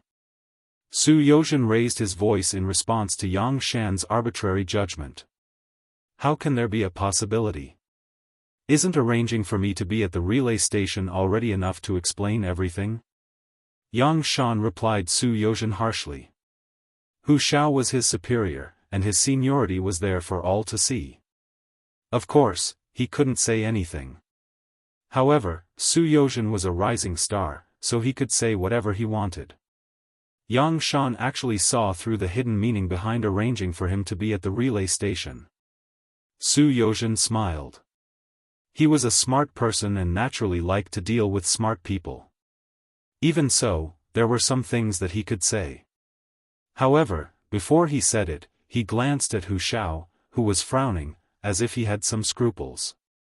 Don't be fooled by the fact that Hu Mingzhou didn't say anything. He was very clear about the conversation between the two and what they were going to say next. It was precisely because he was clear that he felt a little pained. On one side was the great Ming dynasty that he had been loyal to for almost his entire life. On the other side was the grandson-in-law that he was most satisfied with. It was difficult for him to choose which path to take. Of course, from the perspective of righteousness, he would definitely choose to be loyal to the great Ming dynasty without hesitation. However, if he did so, not only him, but his family and relatives would also be implicated. It was not impossible for his entire family to be executed. When he thought about how Dai Zong actually targeted him in the imperial court during the day and did not care about the fact that he was an old official of several dynasties, did this not already explain a lot of problems? This kind of emperor already had doubts about him. Once he was suspicious, he was afraid that no matter what he did, he would not be able to regain the trust he had in the past. The emperor's distrust and the terrible consequences of revealing everything made Hu Zhao's original balance in his heart lose its original balance. When he noticed Su Yozhen's gaze staring at him, he finally made a decision. That was to not help either side and observe the situation first. Although he said that he would not help either side, from the fact that he knew some of the truth and did not report it, he had already begun to lean towards the loyal Duke Yang Chendong in his heart. "You guys talk first, I'll go out to get some fresh air." Hu Zhao got up and casually found a reason to leave, leaving Yang Shan, who was sitting on the chair, feeling puzzled. However, before he could ask anything, Su Yozhen's voice sounded, "Minister who is old, it's good to go out to get some fresh air. However, I don't know if official Yang also wants to go out to get some fresh air. You have to know that what I'm going to say next is very important. I'm afraid it will scare you."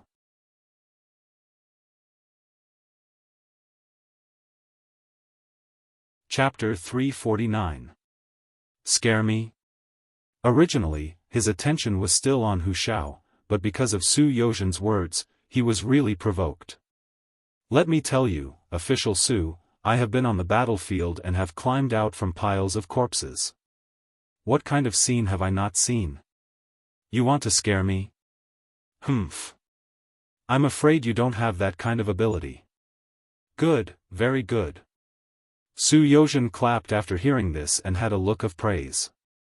But then his expression became more serious as he said, "Yang Shan, do you know that there is no path in front of you?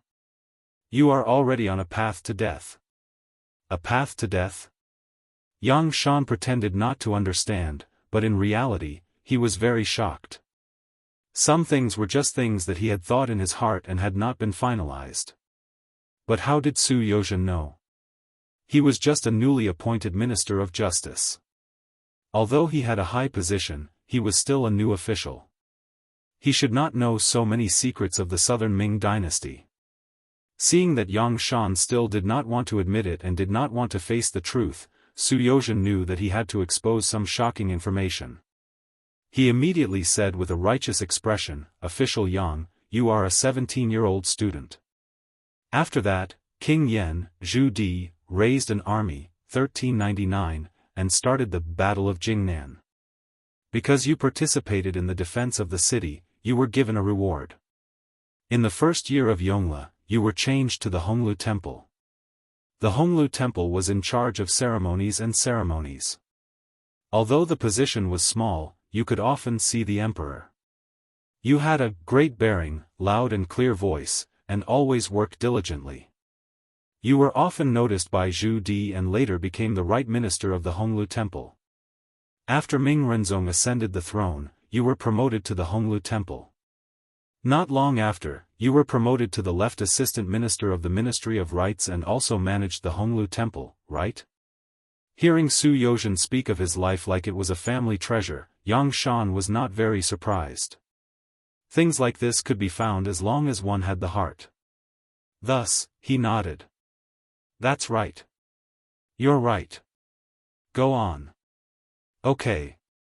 Seeing that Yang Shan refused to give up, Su Yozhen decided not to hold back. She continued, "In the Battle of the Tumu Fortress, you were lucky. You were saved by the Duke of Loyalty. Then, you went to Nanjing with Ingzong and created the situation of the southern Ming dynasty. Speaking of it this way, you can be considered an old official and an important official.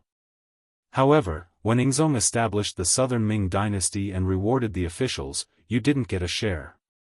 On the contrary, you were still the left assistant minister of the Board of Rights. Do you know why that is? Without waiting for Yang Shan to explain, Su Yozhen had already answered for him. Official Yang, outsiders say that you are an upright and eloquent person. But in fact, you have your own bottom line.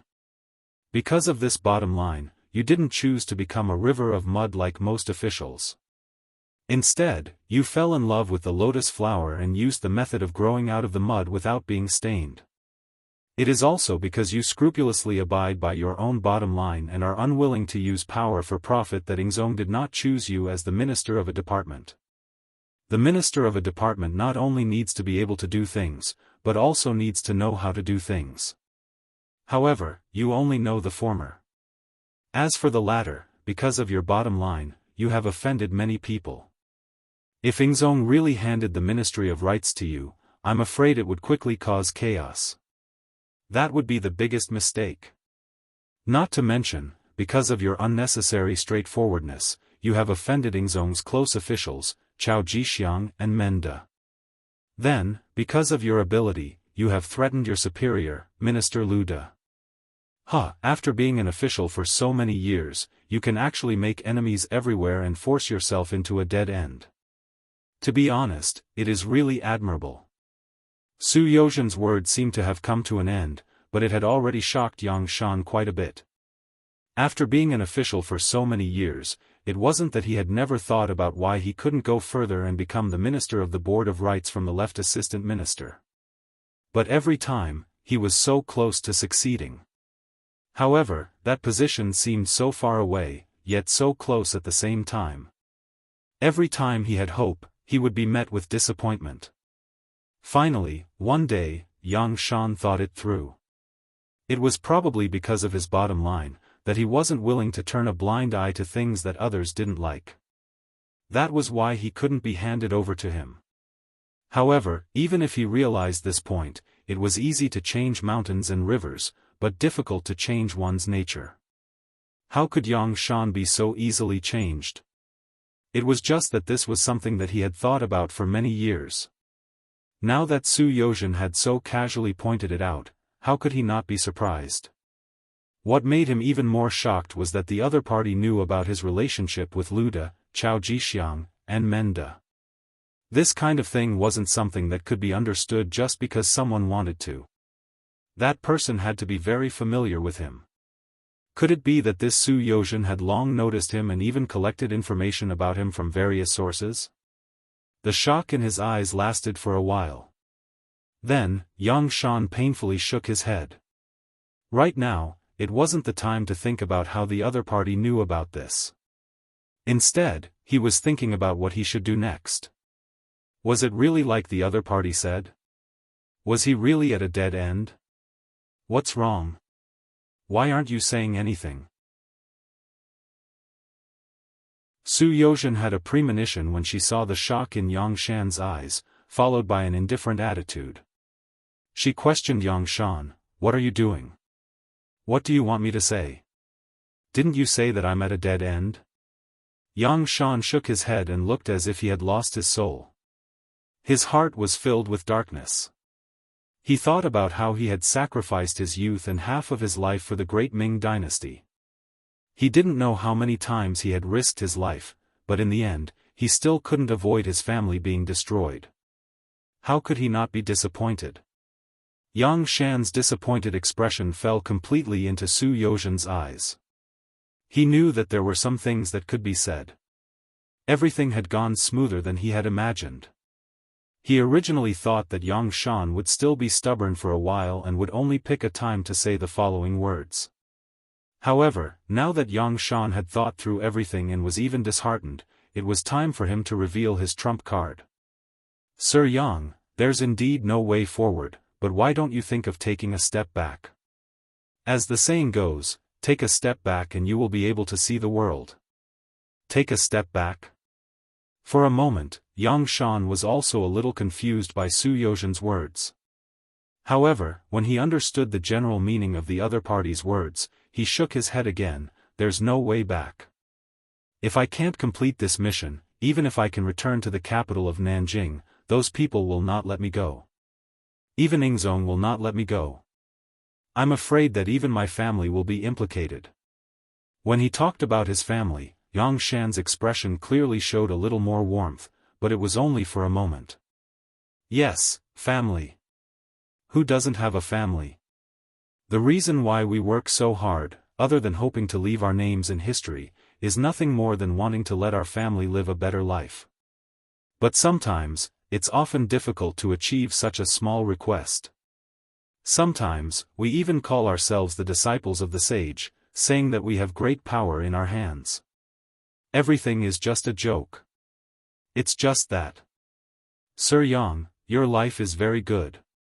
You have been chosen, so you still have a way out. Not only will you be fine, but your family will also be fine. Su Yozhen used his family as a starting point and suddenly changed the topic to what she wanted to say today. When he heard Su Yozhen talking about his family, he could not help but think of his dream when he was young. Wasn't it to leave his name in history and let his family live a better life? Just as he was thinking about Feifei's words, the tone of the conversation suddenly changed to the matter of someone taking a fancy to him. This caused his mind to slow down for a moment, and even his thoughts seemed to have stopped. He needed to slowly digest the content of the words. After what seemed like a breath, or a dozen breaths, Yang Shan suddenly raised his head. Sir Su, what did you say just now? I said that someone has chosen you, and he will give you a way out, and you may even have a bright future in the future. However, right now, you need to bear some things, and I don't know if you are willing to do so. Su Yozhen's eyes were fixed on Yang Shan, waiting for his answer. Give me a way to live? What do I need to do? Yang Shan still didn't quite understand, but he roughly knew that other than death, there was still a path to choose from. That was enough. What you need to do is very simple, you just need to. As the saying goes, the walls have ears. Even though there were only the two of them left in the room, Su Yozhen still used the method of whispering when she talked about what was going to happen next. This showed how important this matter was. Yang Shan pricked up his ears to listen, but after a while, his expression changed greatly, and he became agitated. It was unknown whether this agitation was due to anger or happiness, but in short, his face was a little red. Sir Yang, don't be too agitated.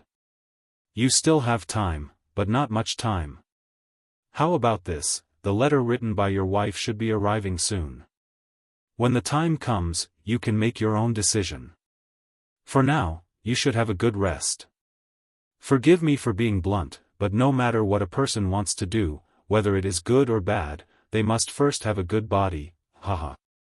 Su Yozhen left, leaving Yang Shan alone in the chair, somewhat absent-minded. At this moment, his mind was filled with many thoughts, many, Hu Shao had already left long ago. He had probably guessed what was going to happen, and it was not suitable for him to stay in this place. After leaving the relay station, Hu Shao had become a lot more taciturn. He had already sensed something, but it was not clear. As such, before he made a final decision, he still needed to take a good look and listen. Jianghu Prefecture. He had been gone for 2 years, and when Yang Chendong returned, he had already changed his identity and became the Duke of Loyalty of the Great Ming Dynasty. It was said that both the North Arch, Zhu Qiyu, and the South Arch, Zhu Qizhen, thought highly of him and had a deep friendship with him.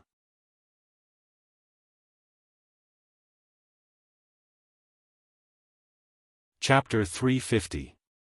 When such an important person returned to Jianghu, it would definitely be a sensational event.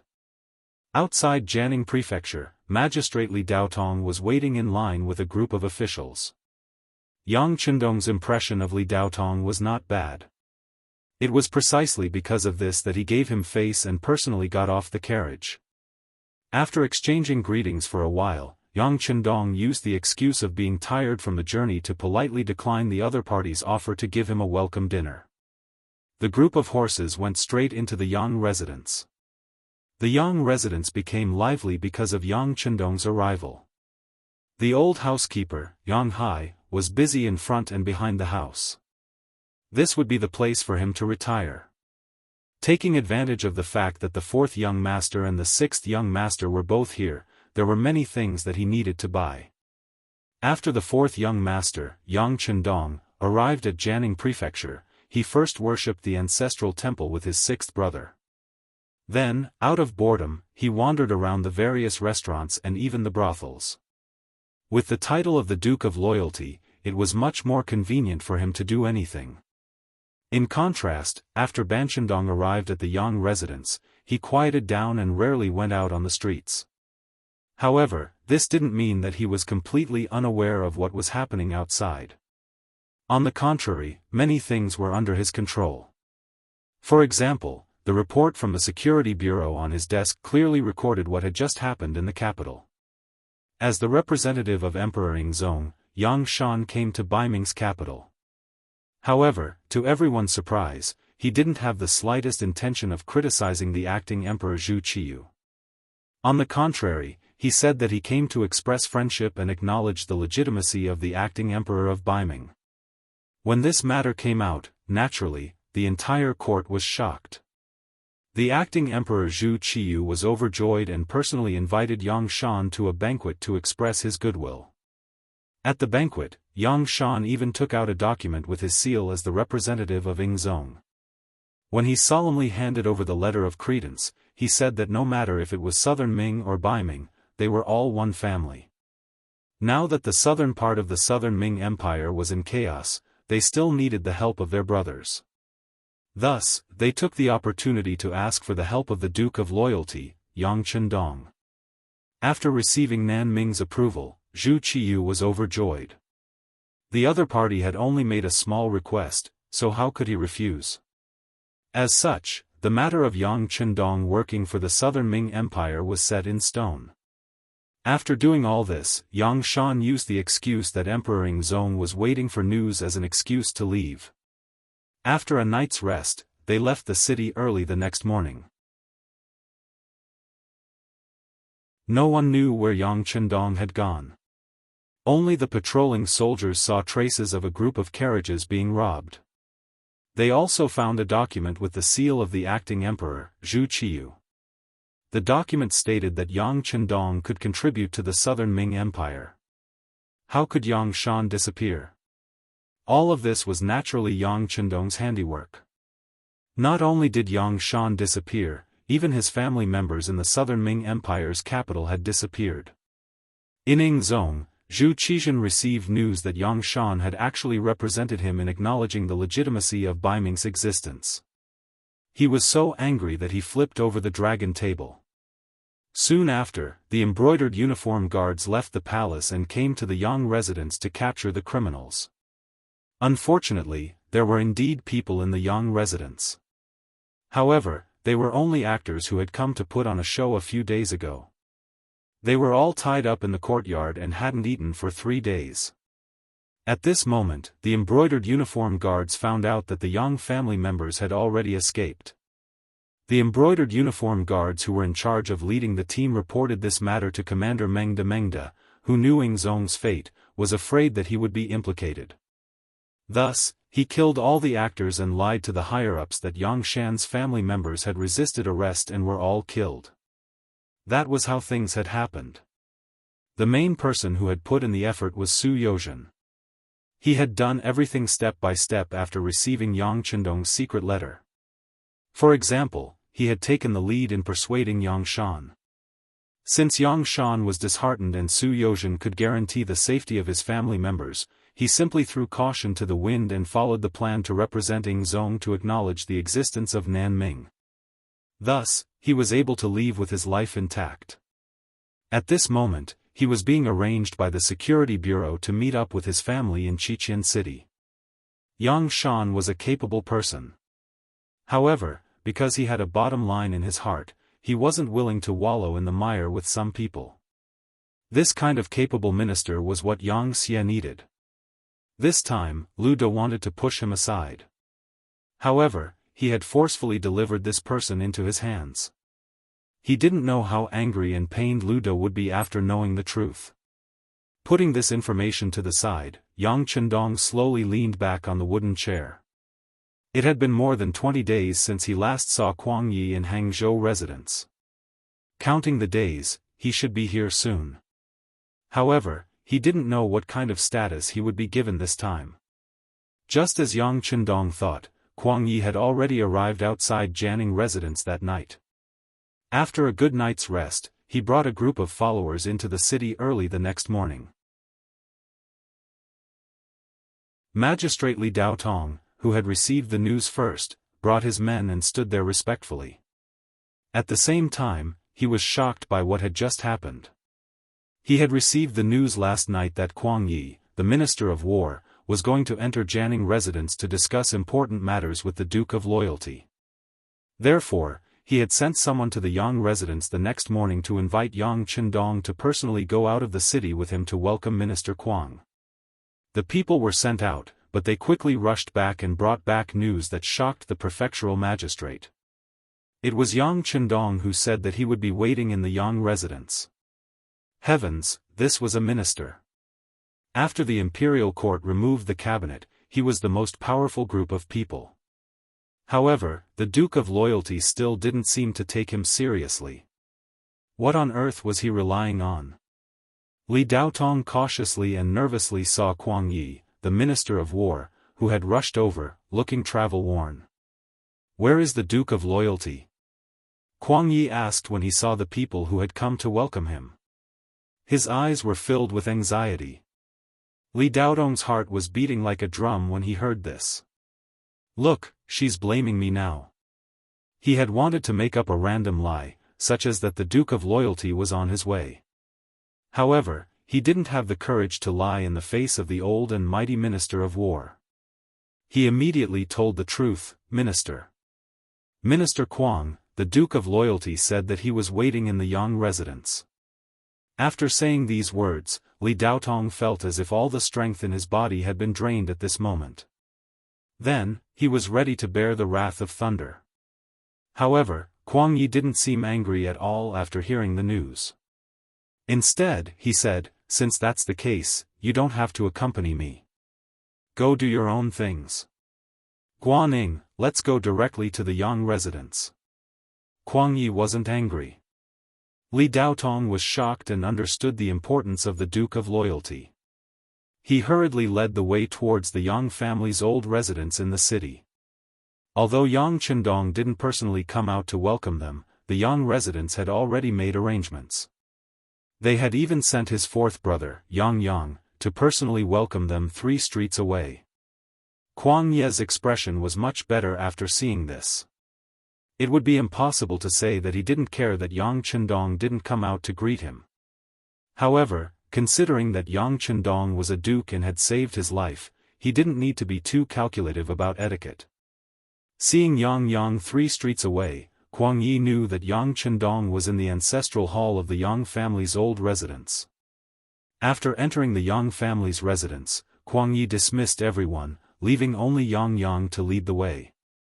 Upon entering the ancestral hall, he saw Yang Chendong, who had changed into a white robe, kneeling on a praying mat.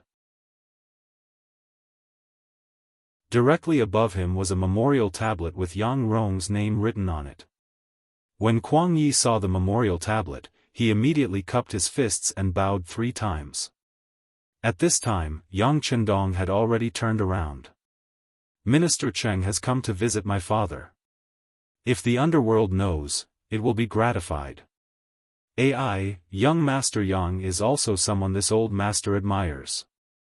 Since we've met today, I must pay my respects," Kuang Yi said with a calm expression.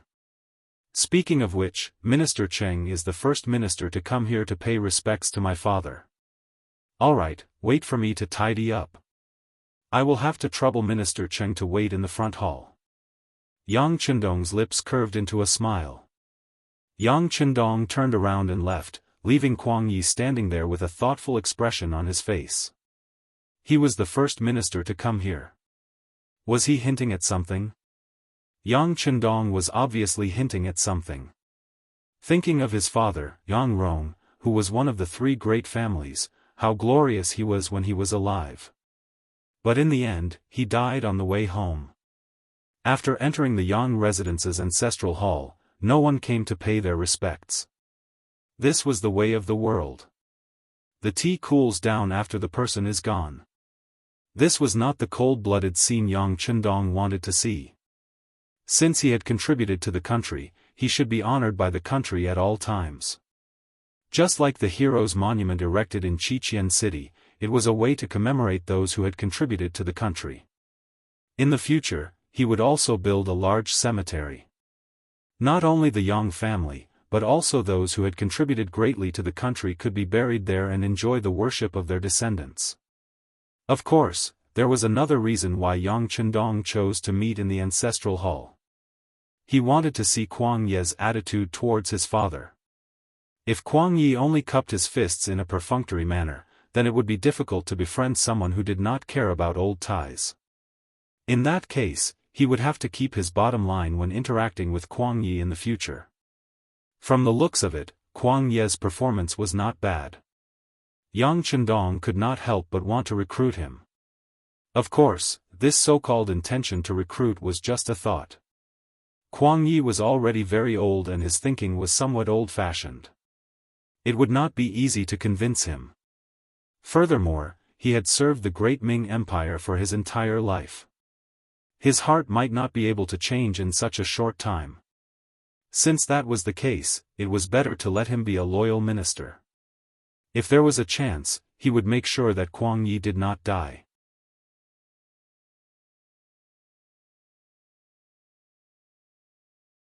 Chapter 351. Kuang Ye naturally could not think of so many things. He was also unable to detect the strong desire in Yang Chendong's heart. After hearing the words just now, he could only sigh at the hypocrisy of the world and then went to the front hall. Today, he was here on the emperor's orders to invite Yang Chendong to send troops. After all, the chaos in the south was getting bigger and bigger. If it was not stopped, it could affect the political situation of the southern Ming dynasty. Yang Chendong, who had just changed into a green robe in the front hall, also walked in. I'm sorry to have kept Minister Kuang waiting. Is there any good news from the emperor? The loyal duke's guess is right. The emperor spent a lot of effort to invite you. This time, he even put in enough capital. He even acknowledged the legitimacy of the northern Ming dynasty. Only then did he get you, a great general, to come out. Don't let down the emperor's good intentions. Kuang Ye's face was smiling, but in fact, his heart was bleeding. He had seen Zhu Qizhen's appearance when he was angry. It was true that when a dragon was angry, corpses could be strewn across 1,000 miles. Fortunately, paying such a huge price did not mean that there was no reward. Yang Chendong was able to lead troops and received the emperor's approval. This could be considered as an explanation. This time, Yang Shan's actions had made Ng Zong very angry. If he could catch him, he would probably kill all 9 generations of his family. However, the matter had already been done. Now, he could only hope that Yang Chendong could do his best to recover some of the losses. Yang Chendong naturally pretended to be flattered. He smiled and said with a serious face, receiving the emperor's kindness, Chendong will naturally be willing to sacrifice my life to repay the emperor's kindness. It's just that the request made by our country's mercenaries, I wonder if your majesty will. He will. Seeing that Yang Chendong didn't intend to go back on his word, Kuang Ye hurriedly said, the emperor empathizes with the mercenaries' efforts, so this time he is especially generous. He allows you to obtain what you need by attacking your opponents in the process of suppressing the bandits. However, please do a tally of what you have obtained and report it to me. Not only that, His Majesty also specially appointed Duke Zhongdan as His Majesty's imperial envoy, so he could take advantage of His Majesty's actions. In addition, there are 5,600 soldiers in the Guangdong Guard Institute near Guangdong, 2,600 soldiers in the Guangzhou Prefecture, 1,000 soldiers in the Shaozhou Prefecture, and 1,000 soldiers in the Pingel Prefecture. In total, there are more than 10,000 soldiers who can be deployed by the imperial envoy. The nearby Great Ming Prefecture will also arrange for the army's provisions. Kuang Yi seemed to be worried that Yang Chendong would go back on his word. He hurriedly took out his trump cards one by one. It seemed like he was being honest, but if one listened carefully, it seemed like there was nothing practical other than 10,000 soldiers. It was just like the problem of rations. Since they were fighting for the Southern Ming Empire, why would they need to prepare their own rations? As the saying goes, an emperor doesn't lack hungry soldiers. There was also the position of imperial envoy, which was a temporary position. When you were used, you would naturally have a lot of power, but what if you were no longer needed? You would immediately be beaten back to your original state. In this aspect, Ing Zong's actions were far inferior to Dai Zong's. At the very least, Dai Zong had given him the position of Duke Zhongdan. Kuang Yi said it in a dignified manner, but in reality, he didn't have to pay much. He even had to rely on himself to rob the bandits for military expenses. If it were any other general, they would definitely shake their heads at such conditions. However, Yang Chendong had already considered everything and even planned it out. Most importantly, he needed resources and people, and he also needed a higher reputation. This could be said to be taking what each of them needed. Since that was the case, how could he refuse? Even if he didn't have these things, he would still take action. All right. Seeing that Kuang Yi had finished speaking and his mouth was dry, Yang Chendong laughed and slapped the table, saying, "This matter is decided. Thank you, Minister Cheng, for your mediation. Since I am a loyal and courageous count, I will naturally do my best to help the emperor resolve his worries to the greatest extent." Yang Chendong's promise made Kuang Yi excited. Good, with the Duke Zhongdan's help, there is naturally nothing to worry about. However, how many soldiers will the mercenaries send? Kuang Yi smiled like an old fox. His smile seemed calm, but in reality, his eyes were like swords. This was probably the problem he was most concerned about. Yang Chendong didn't immediately reply. Instead, he grinned and picked up the hot tea on the table, asking, "Minister Cheng, you must be very familiar with the situation of the mercenaries. Just like in the Battle of Tumu, I only had 100 people with me, but I still saved everyone from the battlefield. Also, when the Walla approached Baiming's capital, does Minister know how many soldiers they sent?" Kuang Yi lowered his head and began to think. "I heard that there weren't many soldiers." "That's right, there weren't many. In the end, there were only 400 people." Yang Chendong raised 4 fingers and said proudly, "With only 400 people, I dared to tell the hundreds of thousands of Walla's elites not to attack Baiming and to turn north." Then, how many mercenaries do you think are needed to deal with a group of bandits without any support? This seemed to be a rhetorical question, but it showed Yang Chendong's confidence. At this moment, he had a smile on his face, the corners of his mouth slightly raised, showing an expression of a strategist. "Oh? Only 400? When Kuang Yi heard this, he was already shocked. Although the Southern Ming Empire naturally had a certain number of intelligence agents in Baiming, and the information they sent back said that there were only 400 mercenaries, this information wasn't accepted by everyone. Based on their understanding, they believed that it was impossible to turn the situation around with just 400 mercenaries. This should just be a smokescreen by the Northern Ming Empire. The reason why the number of mercenaries was so small was just to highlight the strength of the Northern Ming Empire's army. But now that these words came from Yang Chendong's mouth, the meaning was completely different. There was no need for him to lie, at least at this time. Otherwise, the moment he was exposed, he wouldn't be able to get out of this embarrassing situation. It was no wonder that Kuang Yi was so shocked. Of course it's true. Yang Chendong nodded seriously and said as if he was reminiscing, back then, in order to hire these 400 mercenaries, Dai Zong paid a total of 10 million taels of silver. Thinking about it makes one's heart ache.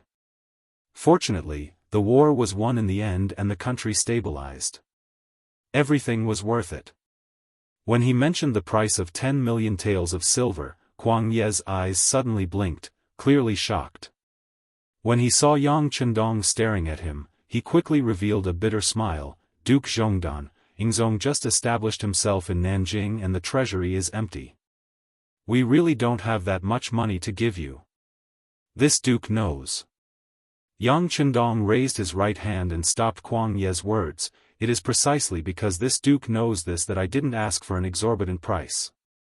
To be honest, as a citizen of the great Ming dynasty, this duke's everything was given to me by the emperor. Now that I need an official, of course I have to step forward. Not only that, this duke has also discussed with the leader of the mercenaries. In order to completely solve the problem of the bandits in the south, the mercenaries are willing to send 3,000 soldiers. This is definitely a big deal. 3,000? Good, good. Kuang Yi was originally listening very seriously, but the moment he heard the number 3,000, he instantly became excited. Of course, this was also because Yang Chendong had done a good job in setting the stage. Think about it, to chase away Walla's army of more than 100,000, they only used 400 people. Although Bai Ming's army also contributed, without those 400 people, Bai Ming's old soldiers wouldn't have been able to achieve victory. In comparison, the 3,000 mercenaries this time was 7 times more than the previous time. Thus, how could Kuang Yi not be excited? No wonder he said the word good twice. With this foundation, the rest of the conversation became much easier. During this time, Kuang Yi also took out the imperial sword that Ing Zongjiang had given him. He said that as an imperial envoy, he had the power to make decisions on the spot. If any of the southern Ming officials were disobedient, he could use this sword to kill them and not be punished. He also said that Guaning had admired the Duke of Zhongdan for a long time and greatly respected the war god. Could he use this opportunity to learn from him? Of course, with this person here, it would be easier to mobilize the nearby Ming soldiers. Yang Chendong rubbed the long sword in his hand. He had seen many imperial swords appear in movies in the future. Every time this item was taken out, it seemed to flash with a golden light. Now, he could finally hold it in his hand. Of course, the moment he held it in his hand, he realized that the sword was very ordinary. It was just a bit more flashy than a normal sword. In the end, it was just a symbol. After hearing that Guaning was going to follow him, Yang Chendong's first thought was that Kuang Yi was monitoring him. But when he thought about it, this was normal. After all, if there were no people from the military by his side, it was inevitable that he would run into trouble. Furthermore, even if he refused Guaning, there would probably be other people who would appear by his side for various reasons. Since this was the case, it was better to agree early and get it over with. At least he could let Kuang Yi owe him a favor. Guaning is Minister Cheng's favorite general. He should be someone with some ability. Since this is the case, he can just follow. However, I ask Minister Cheng to tell him that as long as he follows me, he only needs to listen to my orders. I don't need him to give any opinions. Speaking of which, even if he gives an opinion, I may not listen. This point needs to be made clear first. Otherwise, if you lose the battle, don't blame it on me.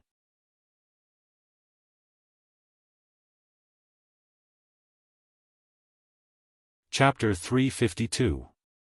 Yang Chendong's agreement allowed Kuang Ye's heart to relax. He was very clear in his heart that even if Yang Chendong rejected him now, there was nothing he could do. After all, it was Ing Zong's idea to ask him to send troops. In order to achieve this goal, the southern Ming Empire had paid a great price. If there was a problem because of one person, he would be guilty. As such, when Yang Chendong said that he would not allow Guaning to interfere with his military decisions, there was no reason for him to refuse. Duke of Loyalty, please rest assured. Guaning will follow you to solve some problems and learn from you. He will definitely not interfere. With Kuang Ye's assurance, a satisfied expression appeared on Yang Chendong's face.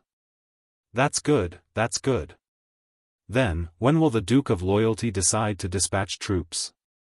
The chaos in Guangdong is getting bigger and bigger, and there are signs of attacking the Guangzhou prefecture. Zhu Huihua has the help of the Miao soldiers, and now that Jiaozhi is sending troops, the southern Ming Empire does not have the energy to send troops to suppress the bandits. When Kuang Yi spoke of the war, he could not help but become anxious. With war everywhere, it was hard for him to be the Minister of War. There is no need to rush this. The leader of the mercenary army has been waiting for my reply. Now that I have Minister Kuang's reply, I can naturally reply to him. I believe that it will take at most half a month for their army to arrive.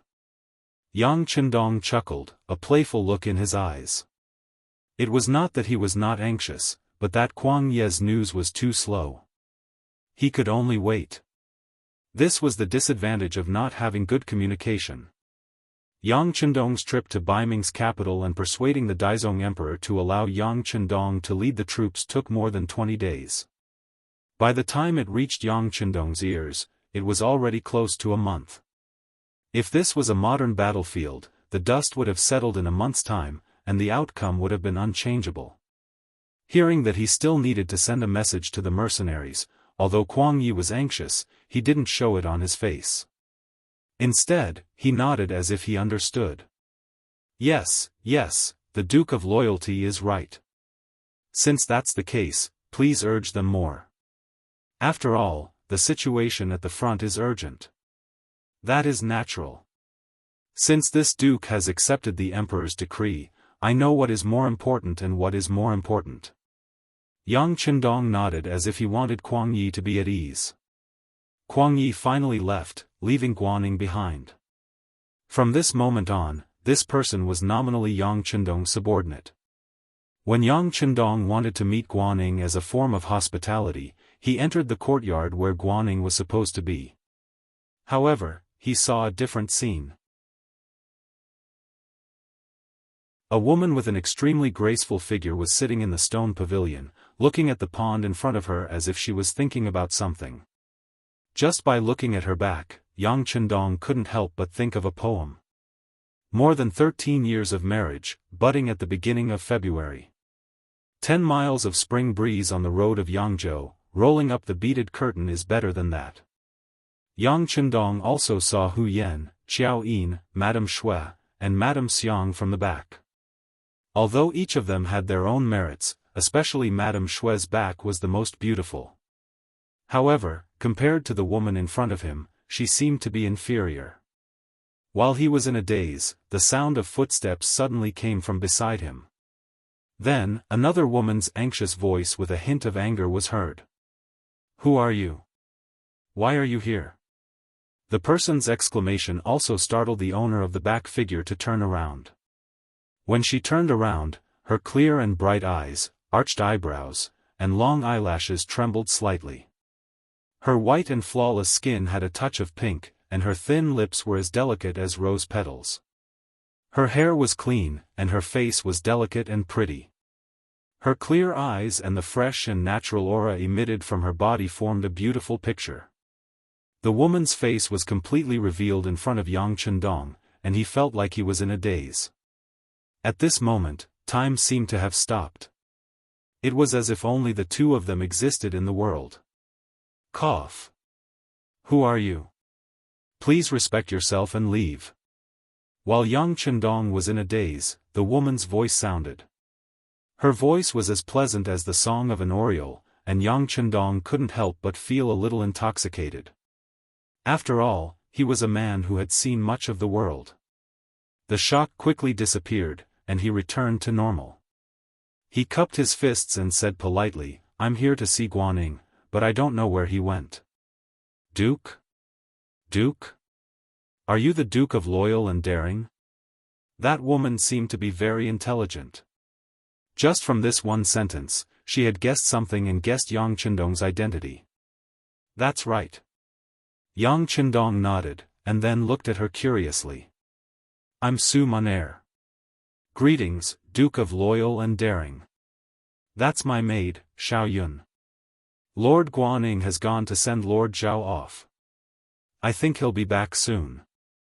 If Duke of Loyal and Daring has any matters, you can just wait for a while. The woman bowed and replied softly. Oh. You're Su Monair, a very nice name. Yang Chendong replied with a smile, and then waved his hand. I'm just here to see how Minister Councillor Guan is staying.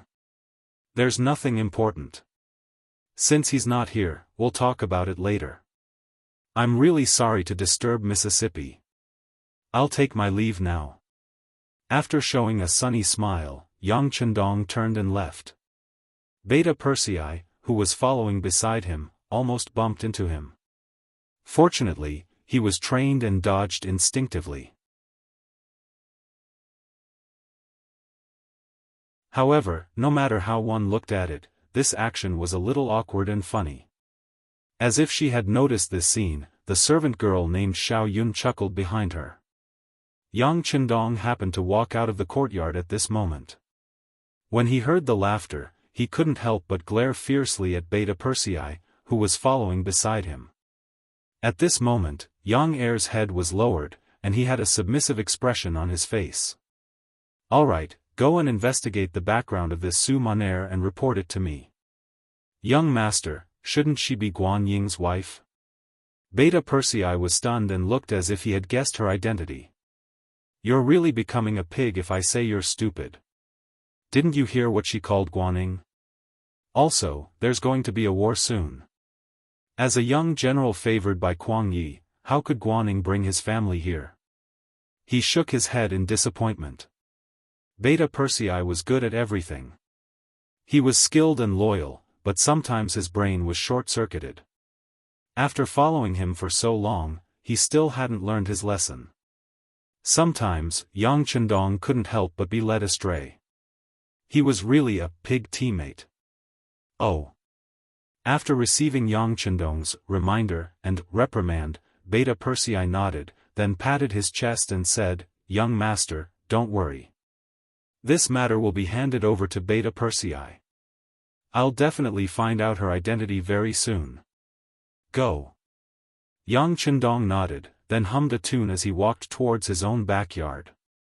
After finishing his discussion with Kuang Yi, Yang Chendong returned to his garden study and began to draft a secret order, preparing to mobilize Lingfeng inland. Yang Chendong had already expected this to happen. Naturally, Tsuxian City had already received the order and began to gather the army. Just as he promised Kuang Yi, Lingfeng did indeed send 3,000 soldiers. To be specific, it was 2 regiments of Lingfeng.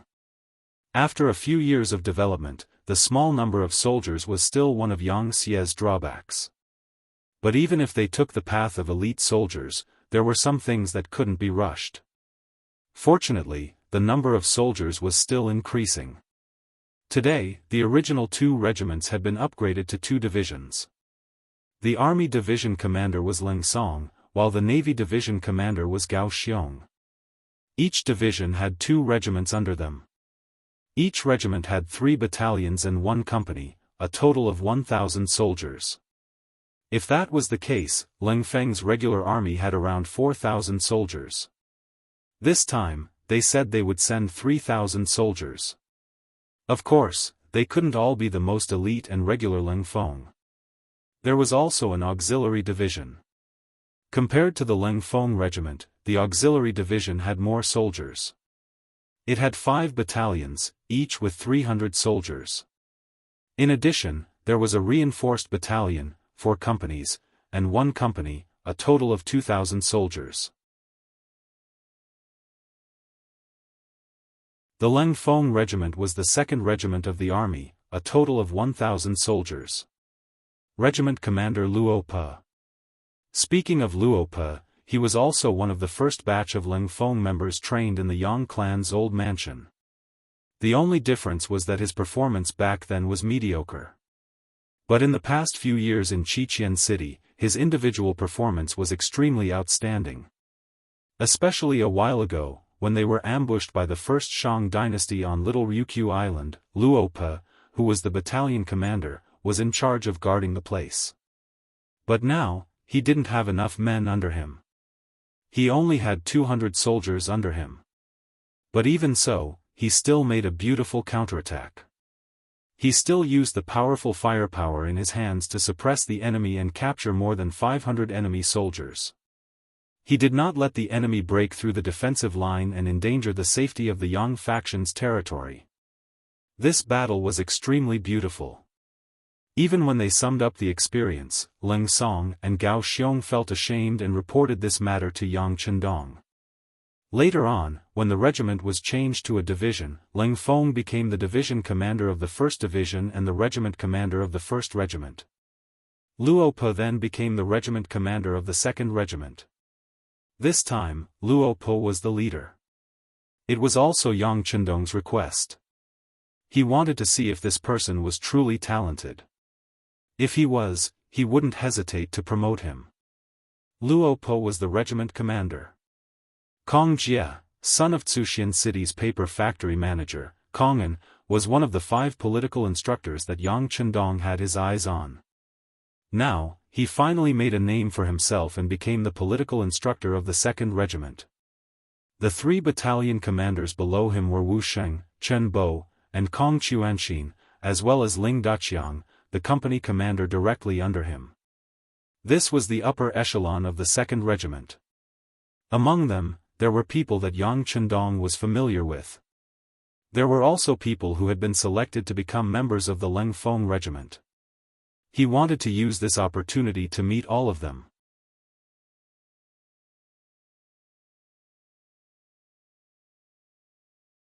Chapter 353. The regiment commander was called Lu Zhua, and the political commissar was Song Zhe. They were people who joined Ling Feng later on, and it was said that they were all really capable. This time, they led 2,000 men to participate in the war, which was also a form of training. The so-called men were people who were prepared to take part in the test of Ling Feng. In terms of overall strength, they were naturally not as strong as Ling Feng who had passed the test. However, in terms of overall strength, they were not something a normal army could compare to. Even within these men, there were many hidden dragons and crouching tigers. Maybe in a short while, they would pass the test and become official members of Ling Feng. They sent out 3,000 men all of a sudden, which was close to half of the troops in Xiqian City. This was also the result of Yang Chendong's careful consideration. In the eyes of others, his mission seemed to be to deal with the chaos in Guangdong. However, only he knew that since he had already made a move, the bigger the better. If he did not obtain enough benefits, how could he stop? This was not his style. Speaking of the chaos in Guangdong, Yang Chendong picked up a piece of information from the desk. This was a detailed record of the situation in that area. The chaos in Guangdong referred to the peasant uprising that happened in Guangdong. Huang Xiaoyang, from Guangdong Nanhai, was imprisoned for a case. He led hundreds of prisoners to break out of prison and start an uprising. In the 14th year of Zhengtong, 1449, he led 100,000 men and 1,000 ships to attack Guangzhou. He was known as Shunmin Heavenly King and changed his name to Dongyang. He gave his subordinates the titles of Duke, Marquis, Count, Grand Tutor, Admiral, Commander, etc. The uprising army attacked Guangzhou for 8 months. In the 3rd month of the following year, 1450, Imperial censor Yang Shimin took charge and forced the uprising army to slow down their attacks. In the 5th month, Admiral Dong Xing used the chance to move troops from Jiangxi and Guang to suppress. He used the wolf troops, Guangxi Dong soldiers, to enter Dazhou, killing and drowning 10,000 of them. Huang Xiao was raised by a stray arrow and sacrificed himself. The imperial army presented his head as a sacrifice, and captured his father and eldest son. The remaining troops retreated to Daliang Castle, using the terrain to fight the army. After they lost, they continued to fight along the ocean. In history, the Great Ming Dynasty was still united, and it was not split into the north and south. The chaos in Guangdong was slowly suppressed by the Great Ming Dynasty. But in this life, because of Yang Qindong's unexpected intervention, Zhu Qizhan did not become a captive, nor did he become the retired emperor. He was imprisoned in the Nangong Palace, and instead came to Nanjing to establish the Southern Ming Dynasty. This change further weakened the military strength of the Southern Ming Empire. With the rebellion of the king of Min Zhuang, Zhu Huixin, and the unexpected invasion of the Jiaoji army, the situation in the southern land became very difficult. In order to solve this problem, Ing sects Zhu Qizhan ordered the various prefectures' armies to suppress them. With no more pressure on his head, Huang Xiaoyang's second son, Huang Yuliang, took the opportunity to lead the four heavenly kings, Geng Jun, Sun Jianglong, Cui Hua, and Ru Honghai, and began to clean up the old subordinates and bewitch the people. In a short period of time, the troops grew larger and larger. They actually successively conquered Laizhou, Gaozhou, Xuanzhou, and Wuzhou. Now, they were attacking Zhaoqing Prefecture, which greatly threatened the safety of Guangdong's capital, Guangzhou Prefecture. During this period of time, the Southern Ming Empire also sent out troops to encircle and suppress them. The most typical example was the Guanghai Guards that protected Guangdong. Although this seemingly powerful Guanghai Guard had 5,600 soldiers, Huang Yuliang's men had infiltrated them before the battle, and he had spent a large sum of money to bribe some of the high-ranking officials. As a result, at the start of the battle, their battle plans were frequently leaked, and they were ultimately defeated and scattered by the combined efforts of both inside and outside. The defeat of the Guanghai Guards fueled Huang Yuliang's ambition, and there were no stronger Ming Empire troops around to fight against him. They could only rely on the Jianghu Guards in the nearby prefectures to barely hold on. However, after the battle, they would be heavily surrounded, and in the end, they would be defeated. After all these, the situation in Guangdong became even more dangerous. Once the Guangzhou prefecture was taken down, it would announce the fall of the entire Guangdong, which would eventually affect the nearby cities. Once he continued to move southwest, he would probably join forces with Zhu Huihua. If that was the case, they would cooperate with each other and the Southern Ming army would be caught in a pincer attack. If that was the case, the Southern Ming Empire would be in danger. In order to quickly resolve the Southern Ming Empire's crisis, Yingzong listened to Empress Qian and asked Yang Qindong to come out. He wanted to quickly resolve the matter in Guangdong so that the Southern Ming Empire could focus on dealing with Zhu Huixin, suppress the rebellion, and accumulate national strength. Looking at the information that stated that Huang Yuliang had over 200,000 soldiers, Yang Qindong threw the information onto the table. What 200,000? That was including the civilians that he had threatened. In reality, the army that he could use should be no more than 20,000 people. Moreover, most of them were people who could only fight battles that went smoothly.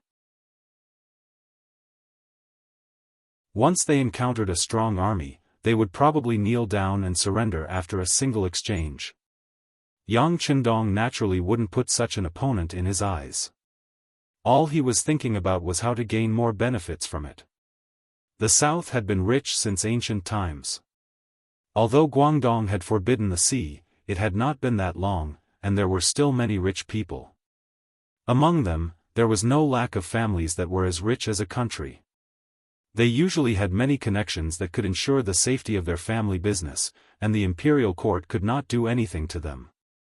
However, in the eyes of the rebels, these families were the best.